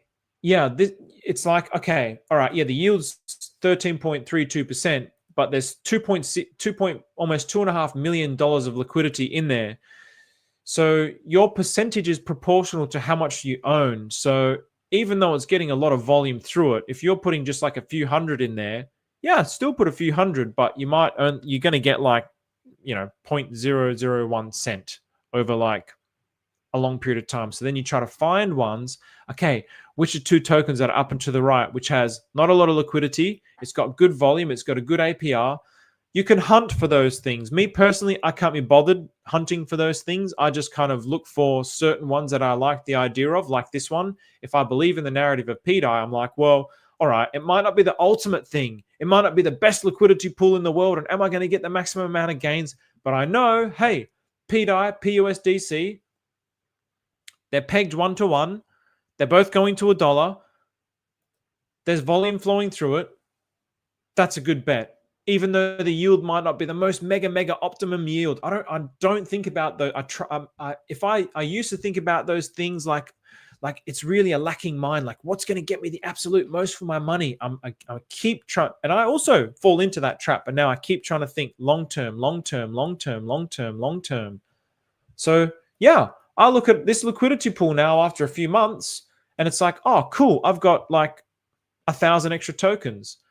It's not a huge amount compared to maybe another liquidity pool, but it's still 1,000 extra tokens, which at $1, that's $1,000 that was just from sitting in this liquidity pool. So yeah, think about it more from a long-term perspective. And then again, I'm thinking about this like, yeah, $1,000 now, but I might just leave it in there forever. Whenever Pulsechain dies, then I'm out of it. So yeah, there we go. So arbitrage, man. I'll just look at this. I'll refresh this, but this is when I stopped. So this was me now adding the liquidity with the final adding of the liquidity with Coexistent Steven and Genesis. And this was 7 hours ago. I'll refresh this just so you guys can see. And then look at this, all this arbitrage, volume, yield, passive income. Didn't do a thing, passive income for days, for hours of passive income. So I'll refresh this now and see what it says. And have a look at this. So this is just one of them that I did. So this here is, so here you go. Treasury Bill is the biggest liquidity pool. So the arbitrage bot takes its Pulse chain, goes through Treasury Bill into Genesis, goes through Genesis into Coexistent Steven. That's yield for me. Goes through Coexistent Steven into Affection. That's yield for me. Goes through Affection into DAI. And that's also yield for me because I have a liquidity pool in there. So this is the kind of thing that I'm trying to think about. I'm trying to think about how can I make my life easier? I don't want to be sitting here at like 3 o'clock in the morning, finding the best token to get a 10,000x. I can't be bothered with that game anymore. I'm done with it. I'm sick of it. I did it with base chain. I'm like, man, I can sit here. I picked a few 100x's. I had a system and I picked some 100x's, but I'm like, do I really want to be doing this and sitting here and waiting and calculating? It's like, no, I don't want to be doing this. I'd rather devote my time to more worthy causes. I want to just build a foundation. I want to build. I want to buy, build, and grow. I don't want to buy, hold, and sell. I'm going to do that as well with a portion of my portfolio, but I want to buy, build, and grow. So I intend on doing that with a portion of my portfolio. At this stage, the buy, build, and grow was just with my donation wallet. And the buy, build, and grow is extremely healthy. It's extremely healthy. So how is Genesis 800 million market cap? Let's have a look. Where was it 800 million market cap? I've got to get better lights, by the way. That's the next thing on the list. Where are we looking? 800 billion market cap. So I've got 240,000 market cap. I don't know if you want to clarify that, Alex. So yeah, this is Genesis, 240k market cap. Unless no, because it would update. So yeah, I'm not too sure. Hey, and the Genesis mindset as well. I'm just like, yeah, got to get into this. So Atropa Eco is our we're going to make it version of Pump Fund. Rah, what's going on, man? Yes. So you're a young dude, and I don't want to give you financial advice, but bro, you're young. You can really set yourself up for the future with this stuff. I mean, if it was me, I envy people like you that are young. Okay, yeah, maybe you don't have a lot of money, but you're young, bro. You're young. The younger you are, like compounding interest, like compound. Me and my boy Marty were looking at compounding calculators. Get a compounding calculator, man. That's what this is. If you've got liquidity pools and it auto compounds, compounding is, where's it? I'll just show you guys this because again, like compound interest calculator. And Marty knows what number I'm going to put in here. I hope. Let's have a look. So your initial investment, I'm just going to put something. I'll put something small here. So 5,000 monthly contribution. Let's say, I don't know, let's say, yeah, 500. Length of time in years. Let's say 15 years. So actually, you know what? 555, baby. And then we're going to do 55. We're going to do 15 years. So this is to the hex. Interest. I don't know. I'm going to just put 3.69. Interest rate variance, yeah, don't really care. Compound frequency, let's do that. Let's just do monthly. Let's calculate this. So in 15 years, 22,000. Now, as these numbers start to scale up, let's say you put 555, 142,000. Let's say your starting capital. I mean, this is with a 3.69% interest. That's very modest. Let's do something that's probably more like DeFi centric, like 5%. 160,000. No thanks. 160,000. Let's say you have more capital. I mean, you see the difference. Your starting capital 10,000. And this is where that can't be right. 10,000 equals 169,000. This calculator seems a bit off. So from 5,000, it only jumped up an extra 5,000. That doesn't sound right at all. It jumped up only an extra 5,000. That's not right. This calculator seems a bit off. But it couldn't be. I mean, it's the calculator is the calculator, right?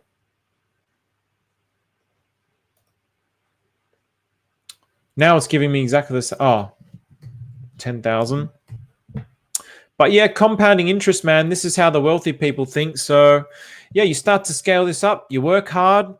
You know, I'm going to work hard. So this is what my boy Muddy's doing. He's working his butt off.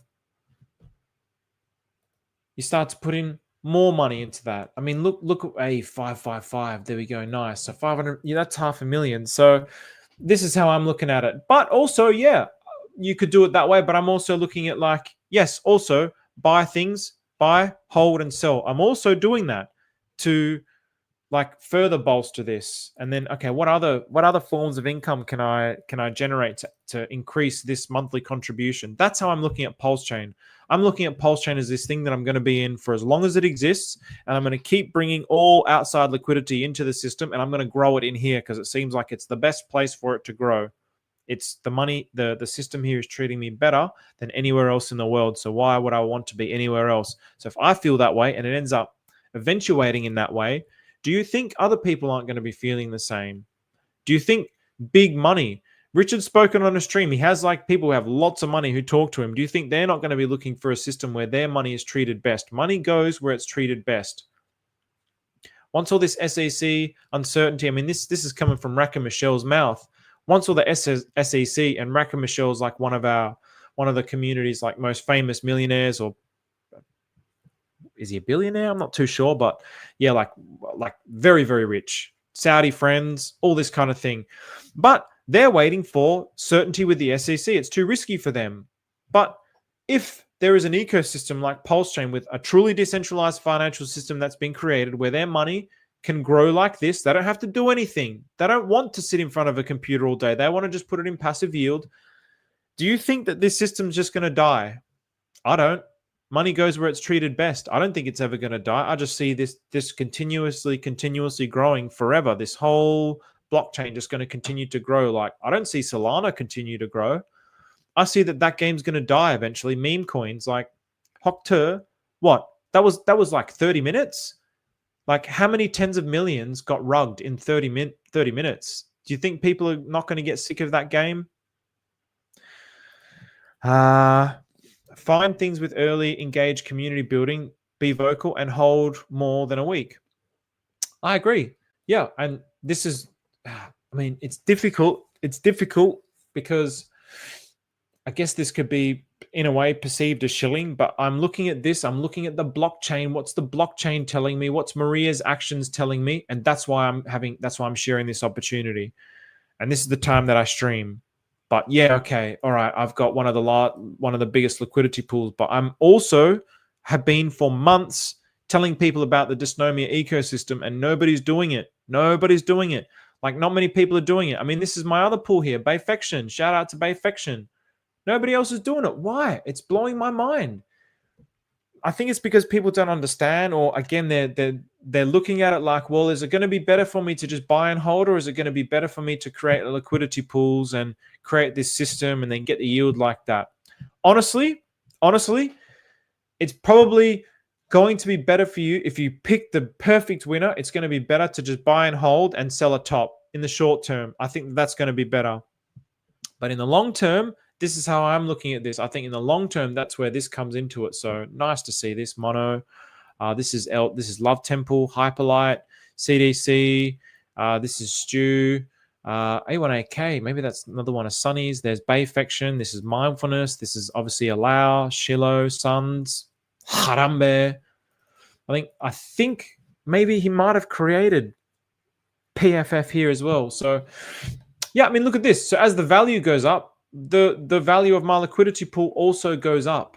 I didn't do anything for that. So this is what I've been trying to share, and I'm seeing my content just not hit with dysnomia, and I'm just like, God, how can I make it any easier for you guys to start? Like, I did a 5 easy steps, and I see if I do something about pDAI, it's got thousands of comments, and not thousands of comments, but views.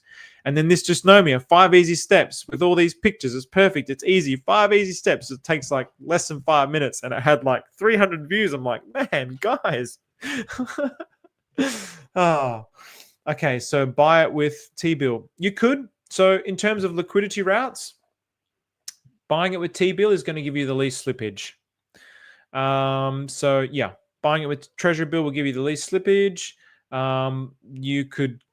I went through. I think I went through Treasury Bill. So I went through Coexistence Stephen to Treasury Bill, and then create a liquidity pool. Then once I created that liquidity pool with Coexistence Stephen and Genesis, then I started to buy through that liquidity pool. So I'll buy a bit, add into the liquidity pool, and then scale up the buys, and then add back into the liquidity pool, then scale up the buys. Let's have a look at this refresh thing now. Let's see if there was, because I refreshed it to see like what kind of arbitrage is happening. I mean, look at this. Holy shit. Oh, no, this was from, that's not really going to make a difference anyway. Chat and Snipe. What? I didn't do chat. Oh, maybe I did. That was an hour ago. So, yeah, I'm pretty sure, when was the last one before that I was showing? It was like 7 hours ago, which will end up being like 9 hours ago by now, I think. I'm just going to have a look where I added the liquidity. Even longer. Look at all the arbitrage. Look at all that volume that's flowing through the liquidity pools that I have. So look at all that yield. That's just from seeing this opportunity, getting in early, creating a liquidity pool, and letting it do its thing. So that's from planting a mustard seed. That's from following the principles of the Bible and the Quran. Add liquidity. So that was 7 hours ago. Yield for hours. Page 2, yield for hours, yield for hours.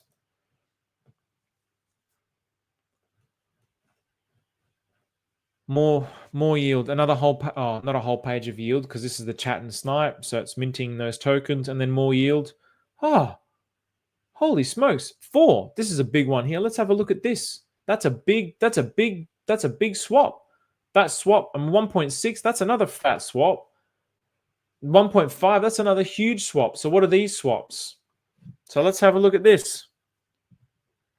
So, wow, because I have such a fat affection pool. So the arbitrage bot swapped affection for Coexistence Stephen, swapped it for G-Baby. Coexistence Stephen, at the minute, I think the token is worth, oh boy, I wish it was worth that much. That'd be dope. No. What's going on here? Yeah, 586. So what's that? Let's just do the math on that. So 586 multiplied by 4. So that's how much volume, dollar volume, flowed through that arbitrage. I didn't do anything. Multiplied by 0.22%. Because that's what it leaves behind in fees. So that was that 5 cents? No, that's 0.5 of a cent. Okay, that's not huge. It's not huge. But again, when you add that up with all of these little things, these little microtransactions over a long period of time, that's just in a day. That's just in a day. As that continues to grow, it's all about how it continues to grow, right? So, actually, no, that's 5 cents. That's 5 cents, right? If that was 1, if that was 0.1, it would be 10 cents. So that's 5 cents. That's pretty cool. That's pretty cool. Plus that I bought it and added to my liquidity web. So exactly, Pulsechain barely just getting started. Good on you, Rye. Muddy, buy Teddy, free financial advice. So that's for Muddy only. So everybody else, don't follow that free financial advice. Everything is still cheap in the grand scheme of things. Exactly, Michael. Exactly. Muddy. So this is the boys, the Fibonacci boys. I mean, the Fibonacci boys. So yeah, buy and hold is definitely works. I mean, we in the Fib Fund, one day Muddy's going to get on here, but we in the Fib Fund, what wasn't Muddy? We spent like, what, $40 on some pDAI and Atropa token, and it's worth like tens of thousands now. So yeah, buy and hold definitely also still does work. But at the same time, if I also bought and hold those tokens before, added them into liquidity, they're dragging up the value of my token. It works in that way too. So if it's dragging up the value of my token as well, then there's no impermanent loss. So yes, there's going to be times where it's like, okay, well, all right, the value of this is going up and my token's not going up. So actually I'm getting less of that token. But I still feel like in principle, in the long run, it's something that is going to be a very viable and sensible strategy. So don't say this. I shouldn't share this. I shouldn't even share that because some people won't. This is not a serious statement by Muddy. This is definitely not a serious statement. Dysnomia token gives an airdrop. No, Dysnomia token doesn't give an airdrop. Yeah. So dysnomia.icu. It's literally this easy. Dysnomia.icu. And I bet I'm going to get rugged in some way that it's going to make it seem like it's not easy. So these are all the chats that haven't gone through. But yeah, connect your wallet user. I press the second button there, add user. So these are all my allow tokens. So there's Bayfection, there's Coexistence Steven, there's Mother, Atropa, stole my logo. Damn you, Maria.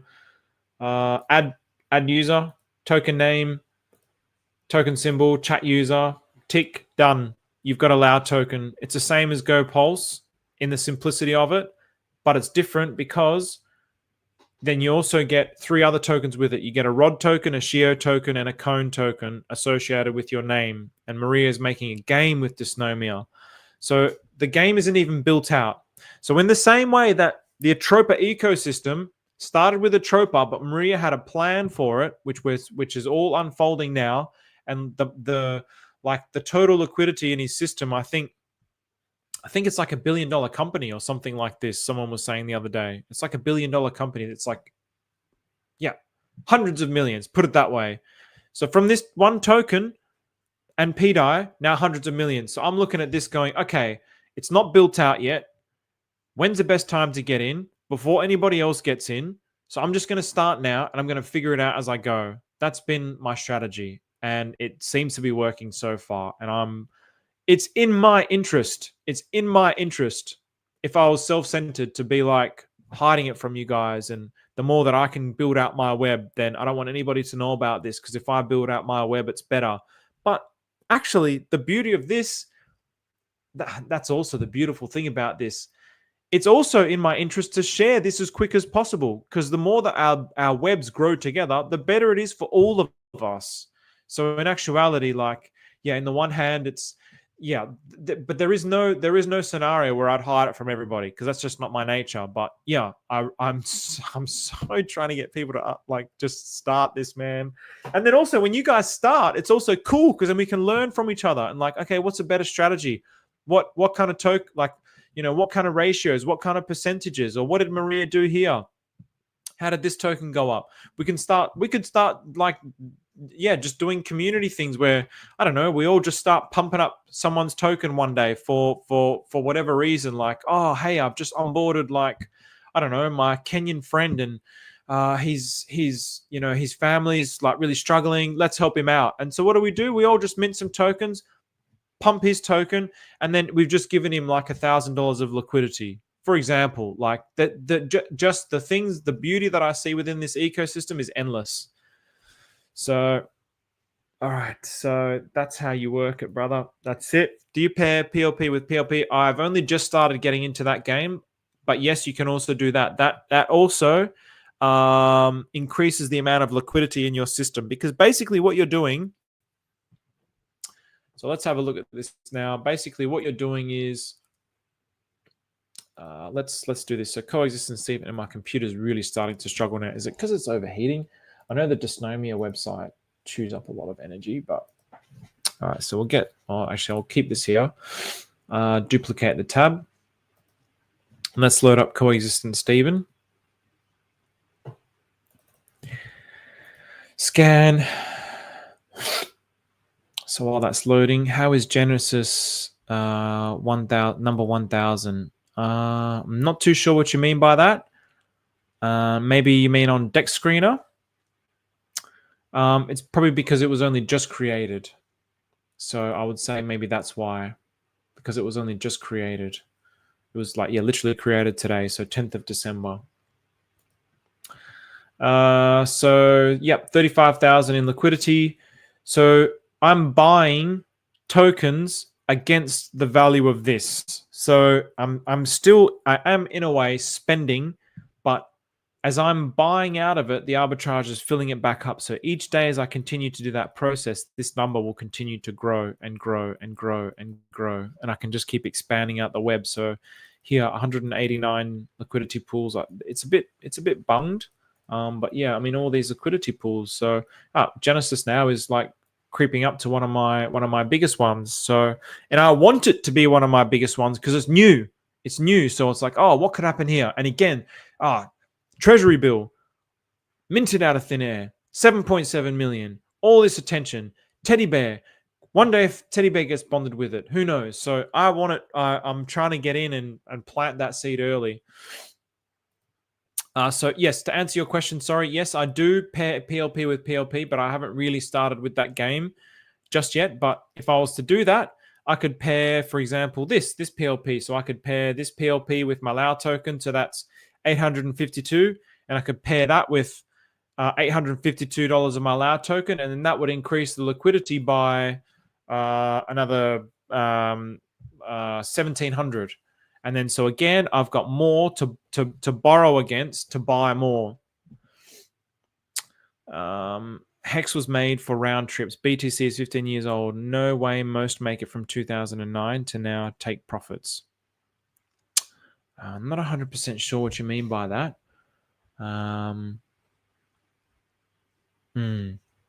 Genesis hit 1,000. Yeah, I mean, see, this is how like our brains work with like dollar values, right? So you know, the 1 cent pDAI, the 10 cent pDAI, the $1 pDAI. I mean, okay, yeah, it's 1,000. It's a day old. And I also noticed this morning. It's like, oh, I got up to 1,000 and it kept pulling back. So even in the market's mind, it's like this psychological thing. But I mean, it's just started and it has such a small market cap, small amount of liquidity. We don't know what's going to happen. Again, we don't know what's going to happen. If Maria just mints 1 million tomorrow and pumps the shit out of this, I mean, 1,000 is just nothing. Then it's nothing. It's really nothing. It's not based on the dollar value. It's like the dollar value is like this arbitrary number. It's all about the supply dynamics, the percentages in liquidity. But yeah, just follow your own gut, do your own research, and think about why you would want to buy it. That's all I'll say. I've thought about it and it makes logical sense. That's why I'm talking about it. Is the Genesis that is probably, yes. And this is why it's really good to verify things. So let's have a look at this. So this is why, again, you always should just double. Oh my goodness.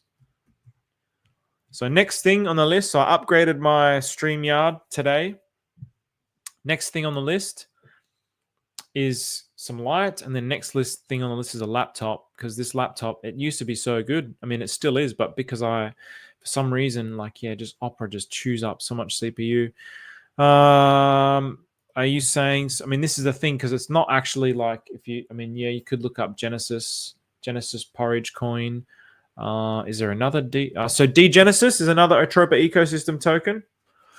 So then the way that you could, I mean, here you go. So I mean, yeah, there's one that's 5 cents.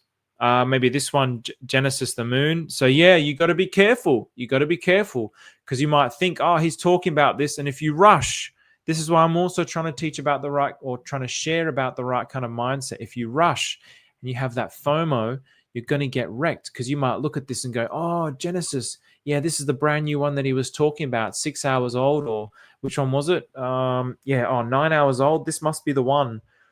But you're buying into the wrong token. So then how can you verify that it's the right one? Well, this is one way of verifying.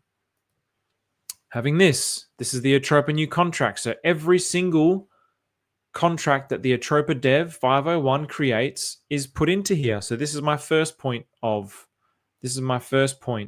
look at this. I'll also start to see the Atropa ecosystem chat talk about it, or Sunny's Pub talk about it. I'll also look on the blockchain and verify on the blockchain who created it. So let's take that. Let's take that contract address. Let's really make sure. And I guess the block explorer is like a little old. Max supply, 229. Do we know that it's mintable? I don't know. I don't know if it's mintable or not. I don't know enough details about it in actuality. Could the supply increase over time? That could be a risk factor. That's a thing to consider. So again, it's all about doing the research, or at least not aping, because I think one of the difficult things as well, so here we go, 2501. One of the difficult things as well is it's almost like I like to do the research and I ensure that I do, but sometimes I'm like, I'll just quickly get skin in the game and then I'll research it and put more skin in the game, because by the time I do my research, it's already like, oh, you've lost X's. So that's also what I do a lot these days as well, because I mean, by the time I researched, like really felt comfortable with Pedi and Atropa, I was buying bottoms and stuff, but I was like, yeah, I was still late to the game, man. So Aussies don't buy Lambos; they attract too much attention with a Land Cruiser. I'm not interested in Land Cruisers either, bro. I'm not interested in cars. I don't think I'll ever buy a car, to be honest. I've got a car that's just like it does the job. That'll be enough for me. So. What do you think of pSteth, Steve? Any chance it grows big? I mean, this was another good website. PRC20. So as I was mentioning at the start, there's going to be two Steths. There's two Steths. One of them is going to be like the one where if it was to go to parity, it's going to be the one that's going to go to parity with the Ethereum. That's on Ethereum. Then there's another one, which if it's going to go to parity, it's going to go to parity with the pWETH, the one that's one-to-one with Pulsechain. So you would have to do that investigation yourself. So I cannot say any chance it grows big. I cannot say yes or no, but I'm looking at that. I'm looking at this whole chain and looking at this whole chain now as the possibility of parity for everything. I see it as a possibility now. My mind has been opened up completely. So yeah, I do think it can grow big. And I think Steth also is like, compared to pDAI and pWrapped Bitcoin, Steth is like, it has way more X's to parity, way more. So, oh, nice, man. Art Suave Angelo. Nice, man. Never seen you here before, bro. So thank you. I appreciate that. So yeah, it's actually night here. So I'm actually thinking that I might start doing this like every 9 o'clock. Well, certainly while the excitement's here, because I know when the Atropa ecosystem goes into a bear, when everybody should really be paying attention, I know that the views are going to really drop, which is a shame. So I hope everybody here really takes that to heart. Really takes that to heart, because that's the time, man. That's the time where the smart people are doing the work. That's the time where Warren Buffett is buying. Buy when there's blood on the streets. Somi's teaching, don't chase the green candles. Like, really think about that. If you're here now and you are of that nature, where you're always a little bit late and you're always buying tops, really reflect. Okay, why is that? Well, I'm probably a slave to my emotions. I'm a slave to my mind. I'm chasing these things and I'm always just missing out. I'm never able to get ahead. So really, reflect. Okay, why wasn't I buying when it was down? Was it because I was afraid? Was I afraid because I wasn't doing the research? It's always a speculation, right? But you get your conviction based on what you understand. If you don't research things and you're just like just hoping to just by chance pick something, then you're not going to have the conviction, and the price fluctuations are going to freak you out. So thanks, Mr. Rock Jockey. Exactly. All ships rise together. So I'm going to go through these comments and round it up. So if anyone's got any last minute questions, otherwise I'm going to close this off after I go through these comments. Be careful. There is a scam Genesis out there. Thank you, Powell. That's what we were going through. So how to verify that. So make sure that you guys do that. Make sure that you do that. Go slow. Go slow. Take your time. Be patient. Do the right research. It is named same as Maria one. So yeah, like I said, I mean this is the best way for me to verify, because I know that these are all made by Maria, because basically whoever made this Atropa new contracts. Actually, you know what? I'm pretty sure it's. I'll put this in the comments for you guys as well. I'm pretty sure I pin it in the, like it's in the description below. But there you go as well. So, in my opinion, if pDAI pegs instantly, the pools will be like firstly crushed for a short time when pDAI would buy rapidly to the. Then pDAI would buy up rapidly to the real value around. Yeah, I mean well, yeah, of course, that's also that can happen also, exactly. So, but again, I don't vibe with that hypothesis that it just pegs tomorrow and then Richard Hart just puts all his collateral up, and then the risk factor is too high. Like it seems more intelligent for it to just grow naturally over time, and then yeah, that's just me. So it doesn't matter. It really doesn't matter. Whatever's going to happen is going to happen. But we love talking about it and thinking about it, right? So I'm thinking of buying. I'm not. It's up to you, man. It's completely up to you. Completely up to you. I'm thinking of buying Genesis. Should I? Completely up to you. So based on, yeah, you do that own research for yourself. I've told you why I like it. You make that decision for yourself. So. Would have to reach parity from market demand only, but new pDAI millionaires could make it happen. Yeah, of course. I mean, yeah, exactly. Before exams, I used to memorize all the formulas by writing them out and doing the sums over and over and over. Exactly. That's how you remember. Robin, I wonder if she's still watching. Buy, build, and grow. That's it, right? That's it, man. Buy, build, and grow. But you know what? Because again, it's like even the way that and again, you shouldn't just because I have a microphone and a camera, don't listen to what I'm saying. You should make your own decisions. Like there's a perception of authority that people will automatically have because you're looking at somebody on a screen. I'm just a regular dude who is trying to make a better world.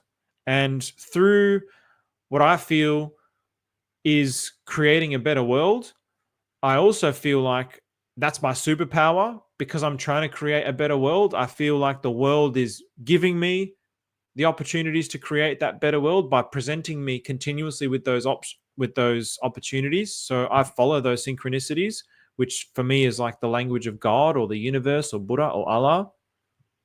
But also, yeah, just because I'm saying I do this or I do that, like, yeah, you shouldn't do that. You should do it for yourself. I think that's really the main point. So Genesis has an identical ticker with a different contract. That's kind of another Genesis. Exactly. So verify, double verify, and even like, yeah, I mean, you can even get like, let's talk about this risk. I mean, let's actually just see if there is one here, because people can even make identical tickers, right? So someone right now could be watching this, you know, let's say in the future my channel gets up to like, I don't know, 10,000 or whatever. Let's say it just gets really big, right? And then I start to talk about these things. There's going to be people waiting for the opportunity for me to talk about something, and then they'll make something based on what I'm talking about and just literally copy this. So then it's going to look like, oh, that's the Genesis there. But is it the right contract address? This light is doing my head in, man. I gotta get some proper light. So is that the correct one? So here, C2B2. There you go. Oh no, that's the pair, sorry. There you go. There you go, guys. There you go. There you go, guys. Right here, right here, right here. So you got Genesis, this one, Genesis, this one. Let's look into this because they look to be exactly the same. But are they?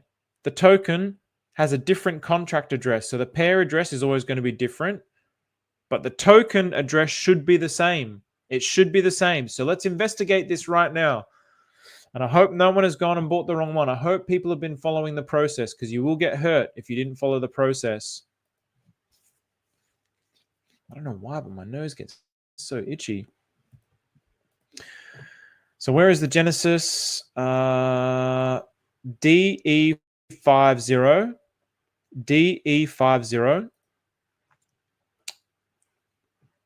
DE50. So this one is correct. E880. So if anybody bought into this one, you're in the wrong one.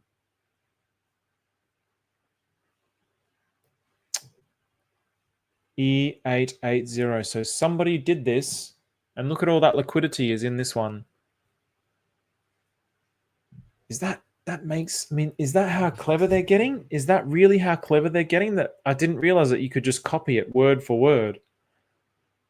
The blockchain does that. You can actually just copy it word for word. Is this how sophisticated it's getting? Really? Holy shit, man.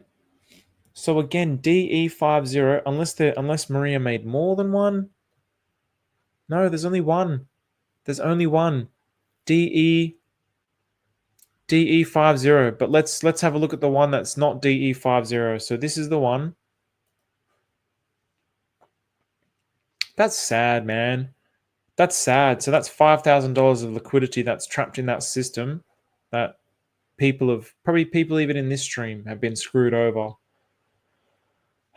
So this is why we have to do our research, guys. I mean, this is a beautiful, perfect lesson. Unfortunately, hopefully nobody was harmed whilst watching this, but there's obviously inevitably people who have been harmed because they're taking advantage of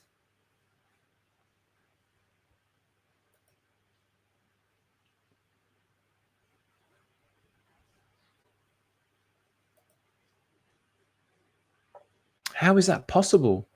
So yeah, I don't know who this is. This is not the right creator. How is that even possible for it to be so? I didn't think you could copy it. Like, I mean, even the Maria one is showing up as unnamed token in actuality. So the Maria one is the one that looks like the scam. This one looks like the not scam. Oh, that's sad, man. That's sad. But I'm glad we witnessed this here on stream. How is that even possible, bro? How's that even possible? So this is how the scammers work, man. It's literally word for word, word for word. They're identical in every sense. How's that even possible? What a world that we live in. This is cryptocurrency, guys.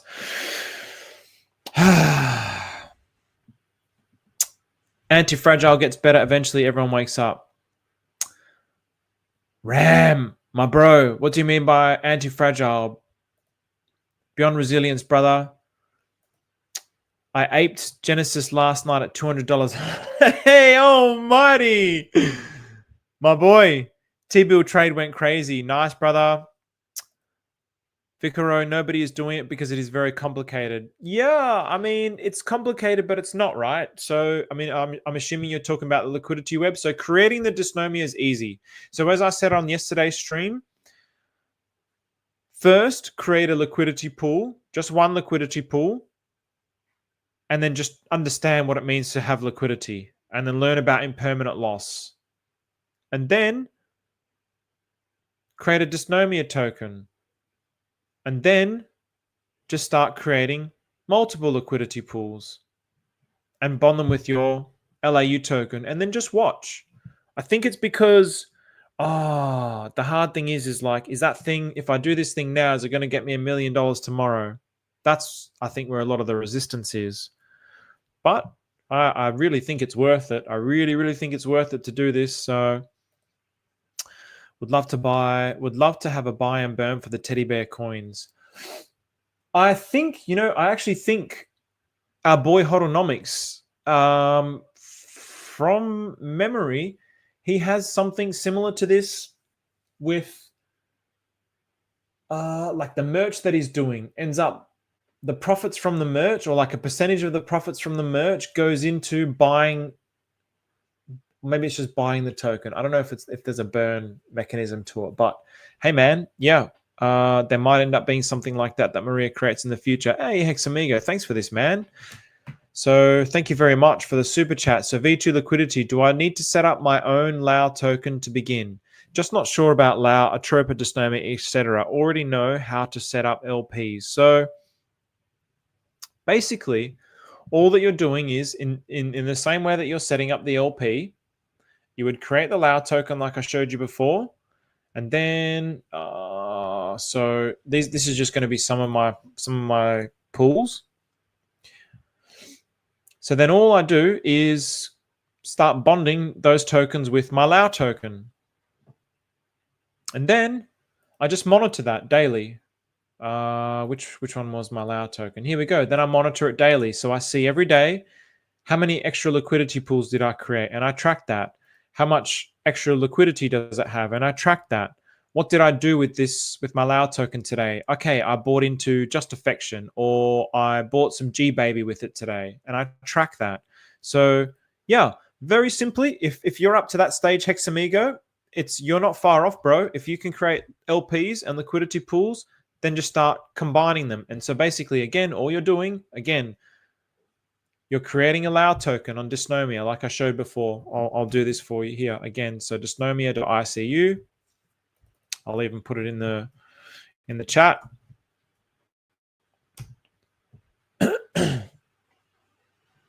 Wow.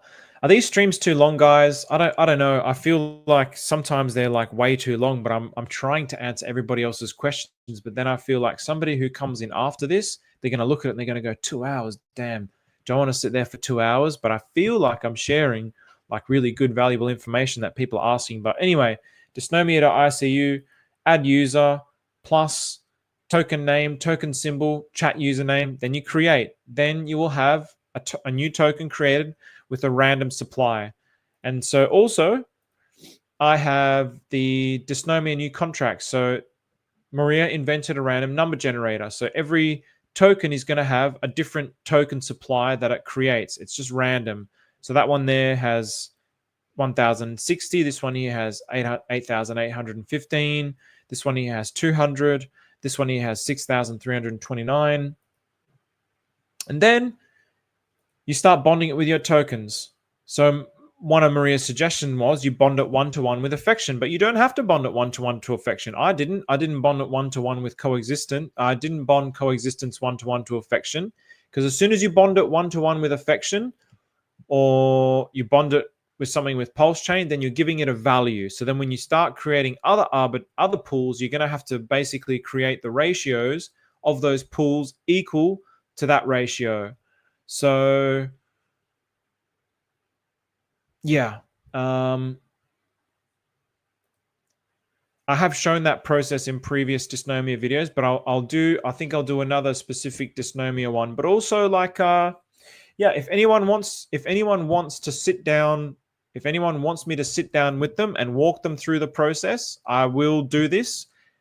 I'm happy to do this for donations towards the donation wallet. And again, the donations go towards meditation centers, world peace. So we can, if you want to, I usually add everyone. If you got a legitimate profile and on Twitter and you're older than your profile's older than like a few months, I'll usually add you back. So if you want to DM me and you want some help, then we can negotiate something like some pDAI and any amount. I mean, there's going to be a certain amount that obviously it's like, well, my time is worth a certain amount, because I feel like if the holding your hand, like that information is like, I mean, that information has, I started with 4,000 liquidity. By the way, the 4,000 liquidity. So I created a tax token. Coexist was my very first one. And then I seeded that. That created this. So that was funded with 4,000 from friends and donations and other people's tokens. That got built up. And then I sold that. I was buying into those liquidity pools, these tokens in the same way with the Lao, but I didn't fully understand it. So I was buying all those tokens. So I bought back $4,000 of tokens. And then with those $4,000 of tokens, I created this ecosystem plus whatever was in my donation wallet. So it was about 3,000 to 4,000, and that's built up to 35,000. So I feel like if I'm happy to sit down with people and hold your hand, but I feel like that information is worth it. And I'm not in it for the money that it's for me and I'm like going to buy a new watch. It's going towards a good cause. So it's not about me trying to like extract value out of you guys. It's really about, I believe in that cause and I want that cause to grow. So I'm going to put my worth to that cause because, yeah, that cause is worth it. So, yeah, you got to check the contract addresses. So I hope that answered your question.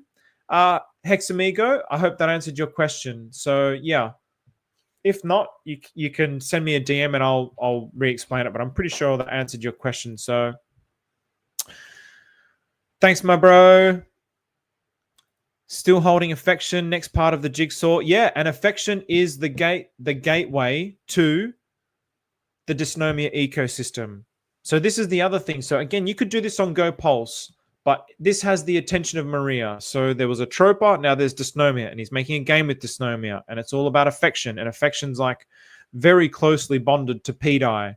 And affection gets burnt each time that you mint tokens. And he basically said when he was talking to Maddie, Crypto Charla, that we have no idea what this is going to do to the price of that particular token. So it has all the energy and the focus and the attention. So yeah, really think about that. Funding Jim, Gary, what's going on? Thanks for joining. Hopefully you're learning something from this too, Gary. Please explain to us dummies why you would pair PLP to PLP and how. You would do it in the same way. Okay, so basically, put simply, every time I create a liquidity pool, it creates a PLP. So when I bond two tokens together, it mints a PLP, which is a PulseX LP. So this PulseX LP, which has these two tokens in it, BFF plus Coexistence Steven is worth 1,993. Now, I could then bond that PLP as a contract address because it will have its own contract address. So when when I bond Coexistence Steven, I bond it with this token address.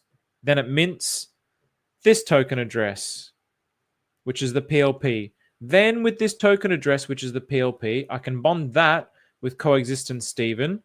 And then that plus this will then give me, because the dollar values have to match. So then this will then create, this is nearly 2,000. So then it'll create $2,000 of Coexistence Steven plus 2,000 of this. So then it will create 4,000 extra liquidity in the system. I could go and do that now, but the only reason why I'm not is you also, with your minted tokens, there is a limit. So I'm first trying to, that like bonding with PLPs is like the next level that I'm trying to get to. So that's why you would do it. And again, and I might have even not got that 100% correct. I think, oh yeah, what? Here we go. I've got a PLP here. I don't know what PLP this is with. Let's check. Let's check. Let's verify. Let's actually verify. So let's go here. What is the PLP that it's bonded with? So in other words, it's adding value that I can borrow against to buy and purchase more tokens to generate more yield. So what PLP is this with? Let's have a look. So the way that we look at this, so remember when you bond the two tokens together and it mints a new contract, that's the pool address. So therefore the PLP is equal to some kind of a pool. So we can copy that. And so I can backtrack because I can't remember which PLP it was. And it will tell me here what the two tokens are. So, yeah, I didn't even do it with my one of my Coexistence Steven PLPs. I did it with the DAI USDC one that I had. So little tiny DAI USDC one. So I think I experimented with it. So yeah. So in other words, I'm getting yield in this. I'm probably going to do this as well now with I've got a pDAI and wrapped Bitcoin. And again, I'm looking at pDAI wrapped Bitcoin. I'm looking at this as like forever holds. Why would I ever want to sell this? If they get to $1, why? I'll just take out the yield. And there's probably not much in that particular liquidity pool. I can let's have a look now.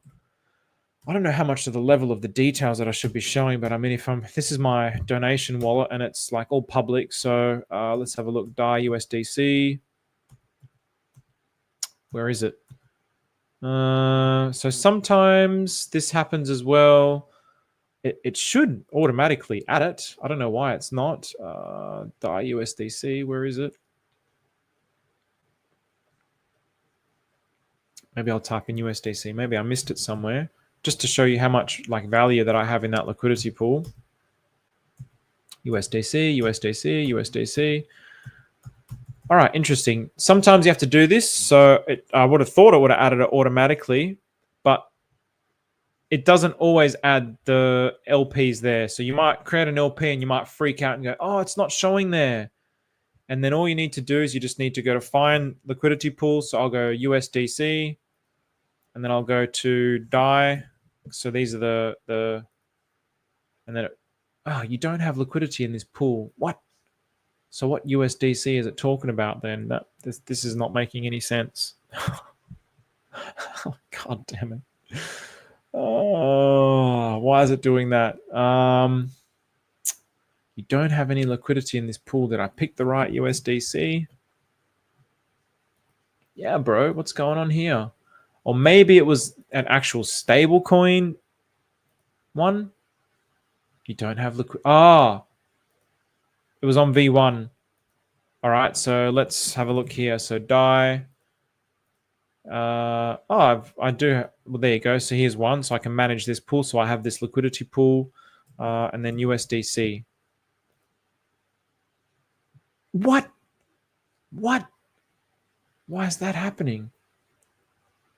DAI USDC, DAI stablecoin, 1DOF, and EB48. That is like baffling. That's baffling to me. Why that's not V1 or V2. Okay, that's a mystery.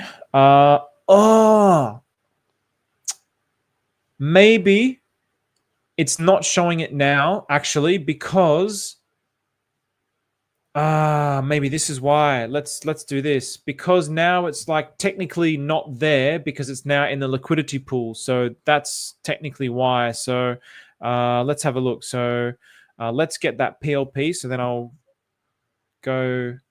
find coexistent Stephen, and then I'll copy that PLP address. So we'll go to the pool address, copy, and then paste that into here, PLP.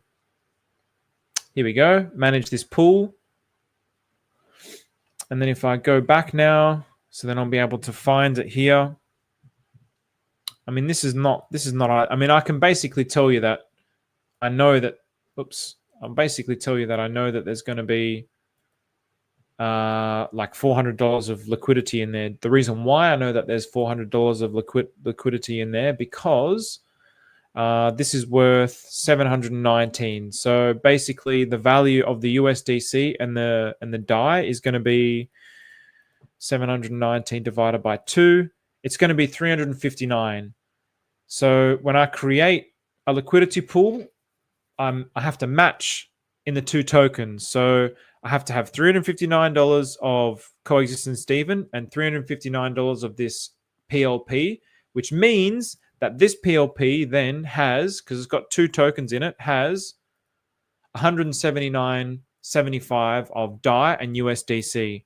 So if I want to then get that DAI and USDC back out for whatever reason, I can just remove this. I would just remove it, and then I'd have my PLP back. So if I was to do that, I'd remove it, and then it would probably automatically add here. And if it didn't, I'd go through this process and it would add there, and then I'd be able to take out my USDC and DAI. The beauty of doing something like this, because again, this is all about arbitrage. The beauty of doing something like this, which I really need to do this with my DAI and wrapped Bitcoin, but I kind of want to monitor that as well because I'm continuously adding to it. Is as that liquidity pool grows, it's pulling up the value of the coexistence with it. So as the yield is being generated in that pool, the value of it's growing, which is pulling up the value of the coexistence, which is creating arbitrage opportunities as well. So that's why you would want to do it. Aldo Rio. Yeah, man. I mean, I appreciate that, but please make sure that you guys verify and check your own stuff as well. So yeah, let's double check. So DE50, as we saw, was the correct one. So we verified that, and it's a real shame. It's a real shame because if you go to the block explorer, the DE51 is the one that looks like the scam, but the DE50 is the legit one. What's your thoughts on pWBTC? Gosh, all right, I'm going to have to start wrapping this up now, guys. It's definitely going too late. I'll really quickly try and answer these questions. What's your thoughts on pWBTC? Always 300K volume daily, but always one PLS. Seems strange. Is it a part of the puzzle? No, it's hard. It isn't a part of the puzzle. So the pWBTC is one-to-one with Pulsechain. So when it was forked across, it's written in the code that it's one-to-one with Pulsechain. So that's why that is. Scammers are clearly in Pulse. Scammers everywhere, bro. That's the thing. So we gotta do our due diligence. Thank you very much, Michael. Appreciate it. Wait, so Maria created dysnomia? Yes, yeah, that's it. Maria created dysnomia. That's why I'm like, I was late into dysnomia. I was late into Atropa. I'm not going to be late with dysnomia. I want to be one of the first ones. I don't want to be late with it. So yes, Maria also created dysnomia. This is what I've been saying, but none of my dysnomia videos are hitting. I'm seeing the stats. Like nobody cares. It's like this is like, again, go back to what I was talking about at the very start. We won't listen unless we hold. That means if pDAI gets to $1 tomorrow, all the people that aren't in it, they're not going to give a shit. Ansem's not going to care. He didn't have any. If he gets some and it takes 9 months and then we're at the end of the bull run and he's got some, he's going to be telling all these millions of followers. That's what we want. We don't want it to get to $1 tomorrow because Ansem's not going to care. It's an opportunity that he missed. Do you care that he got dog with hat? I don't care. I didn't get any dog with hat. Why would I care about dog with hat? What's the CA for? So we did Vlad. So that was the CA for... But also, yeah, this is the CA, but you go and verify this for yourself now. I've showed you multiple methods to verify for yourself. This is how you should be doing cryptocurrency. It's too risky to be trusting anything anyone says. I have my reliable sources, and there's people that I trust no matter what, but it's still good to get into the habit of doing it for yourself. This is the thing that we should habitually do with cryptocurrency. So, where was I up to? I need to do some catching up. Yeah, man, definitely do some catching up. I've got some dysnomia vids. I'll keep putting some more out. You don't have to make them equal. Be the first liquidity provider and arb your token right away and buy more. So, yes, there is some logic to this. You don't have to make them equal. Be the first liquidity provider and arb your token right away and buy more. I think I understand what you're saying, but I don't fully understand it because I haven't actually done it. But in principle, I understand what you're saying. So yeah, you don't have to, when you're creating a liquidity pool, you don't have to make them equal. But then the arbitrage bots is going to like eat up the difference. So, but what you're saying is you can do that in some way in your favor. Interesting. I'll have to think about that more. Time does fly so fast. It's, yeah, almost 2.5 hours. So awesome. Answered your question, Hexamega. Awesome. Swear it was 33. Exactly, bro. It was 33K on last night's stream. Today it's over 35,000. So this is what I'm trying to say. And it's going to fluctuate with the value of the tokens in the pool as well. So at one point, it almost got up to 40K. And that's when pDAI was almost at, that's when pDAI was over 3 cents. So the whole Atropa ecosystem is moving up, which means the value of all the tokens is moving up. Michael, one of my, it's funny. It's really funny. He's like a real, he's like, I've got 2 trolls in this, and he is a family friend that I've known from childhood, and he's the second troll of my channel, which is really bizarre to me. It's a frustrating thing because he doesn't understand even in the slightest what I'm talking about, but thinks that he does and just trolls continuously. And I don't get it. Michael, if you're still here, I feel really sorry for you that you don't actually understand what we're talking about. but you're really missing out, man. You're really, really missing out. Like crypto, the opportunity in crypto is just phenomenal. It's something that goes beyond the kind of mindset that you have towards finance. You have to break beyond that form of finance. You have to break beyond your preconceptions of maybe you had a friend that got hurt in crypto. That happens. That's crypto. I'm sure you've also got friends that got hurt in stocks and equities and commodities. That happens. That's finance. This is a truly decentralized financial system. This is totally unique. It's something different. You really have to understand what it is first before commenting on it. Because, I mean, clearly, based on your comments, you don't actually understand even in the slightest about what this is about. So, Hexamigo, how many contracts, Telegram chats does Maria have? Well, these aren't, I'm not sure if like Maria makes these or not. So, but yeah, I just know that they're connected to Maria one. So I don't know who makes them, but then I follow them and I know that other people follow them. So yeah, Maria's not really on social media. So I also want to shout this one out. So what is this? Something got created.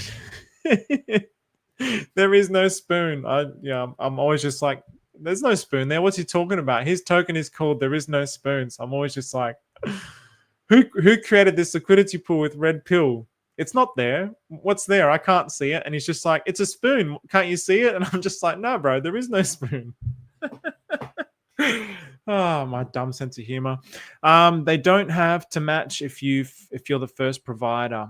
Well, exactly. They don't have to match if you're the first provider, but then arbitrage happens. So, but that can also work in your favor as well, right? So if you create these little discrepancies in the ratios between all your different tokens in the layout, it's going to maximize the amount of arbitrage that happens within them as well.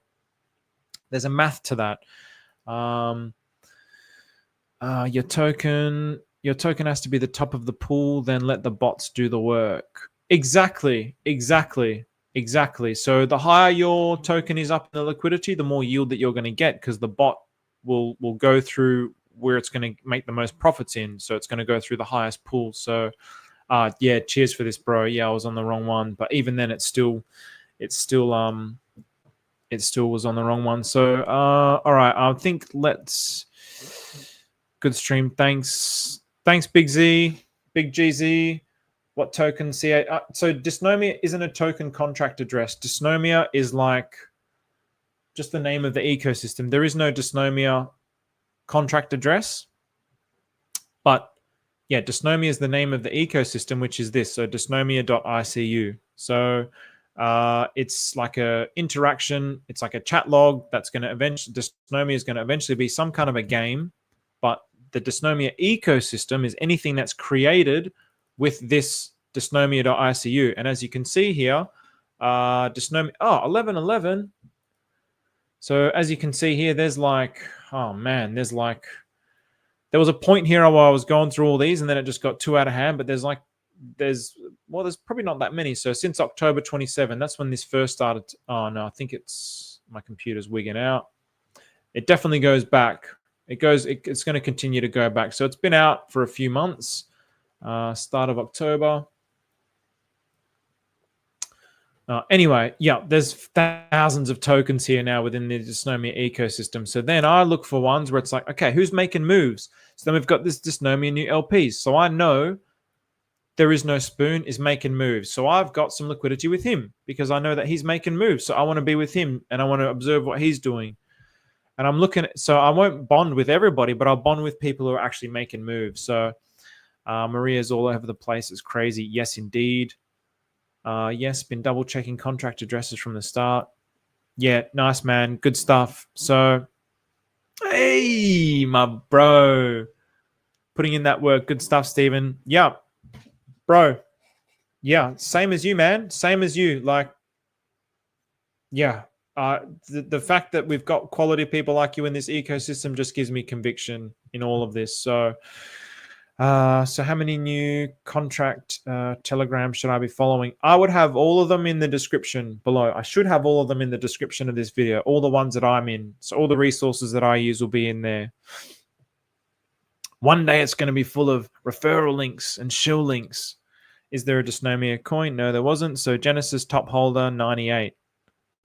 98,000,000. I don't know what you mean there, Taco Bell, but all right, that's it, guys. Thank you very much, everybody, for joining in. Thank you for contributing to the chat.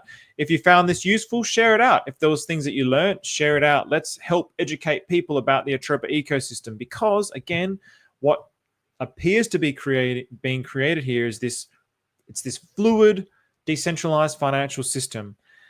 The totality of the ecosystem, tokens are burnt, then more tokens were minted. So there's this fluctuating thing that's happening with the totality of the ecosystem. So that's how I'm always continuously trying to think about it. I'm not thinking about it from the perspective of individual tokens. I think that's the old crypto mindset. I'm trying to think about this from the perspective of a system. And it's very difficult, but I continue to learn and I continue to share. So with that, thank you very much, everybody. Have a good day. Have a good night.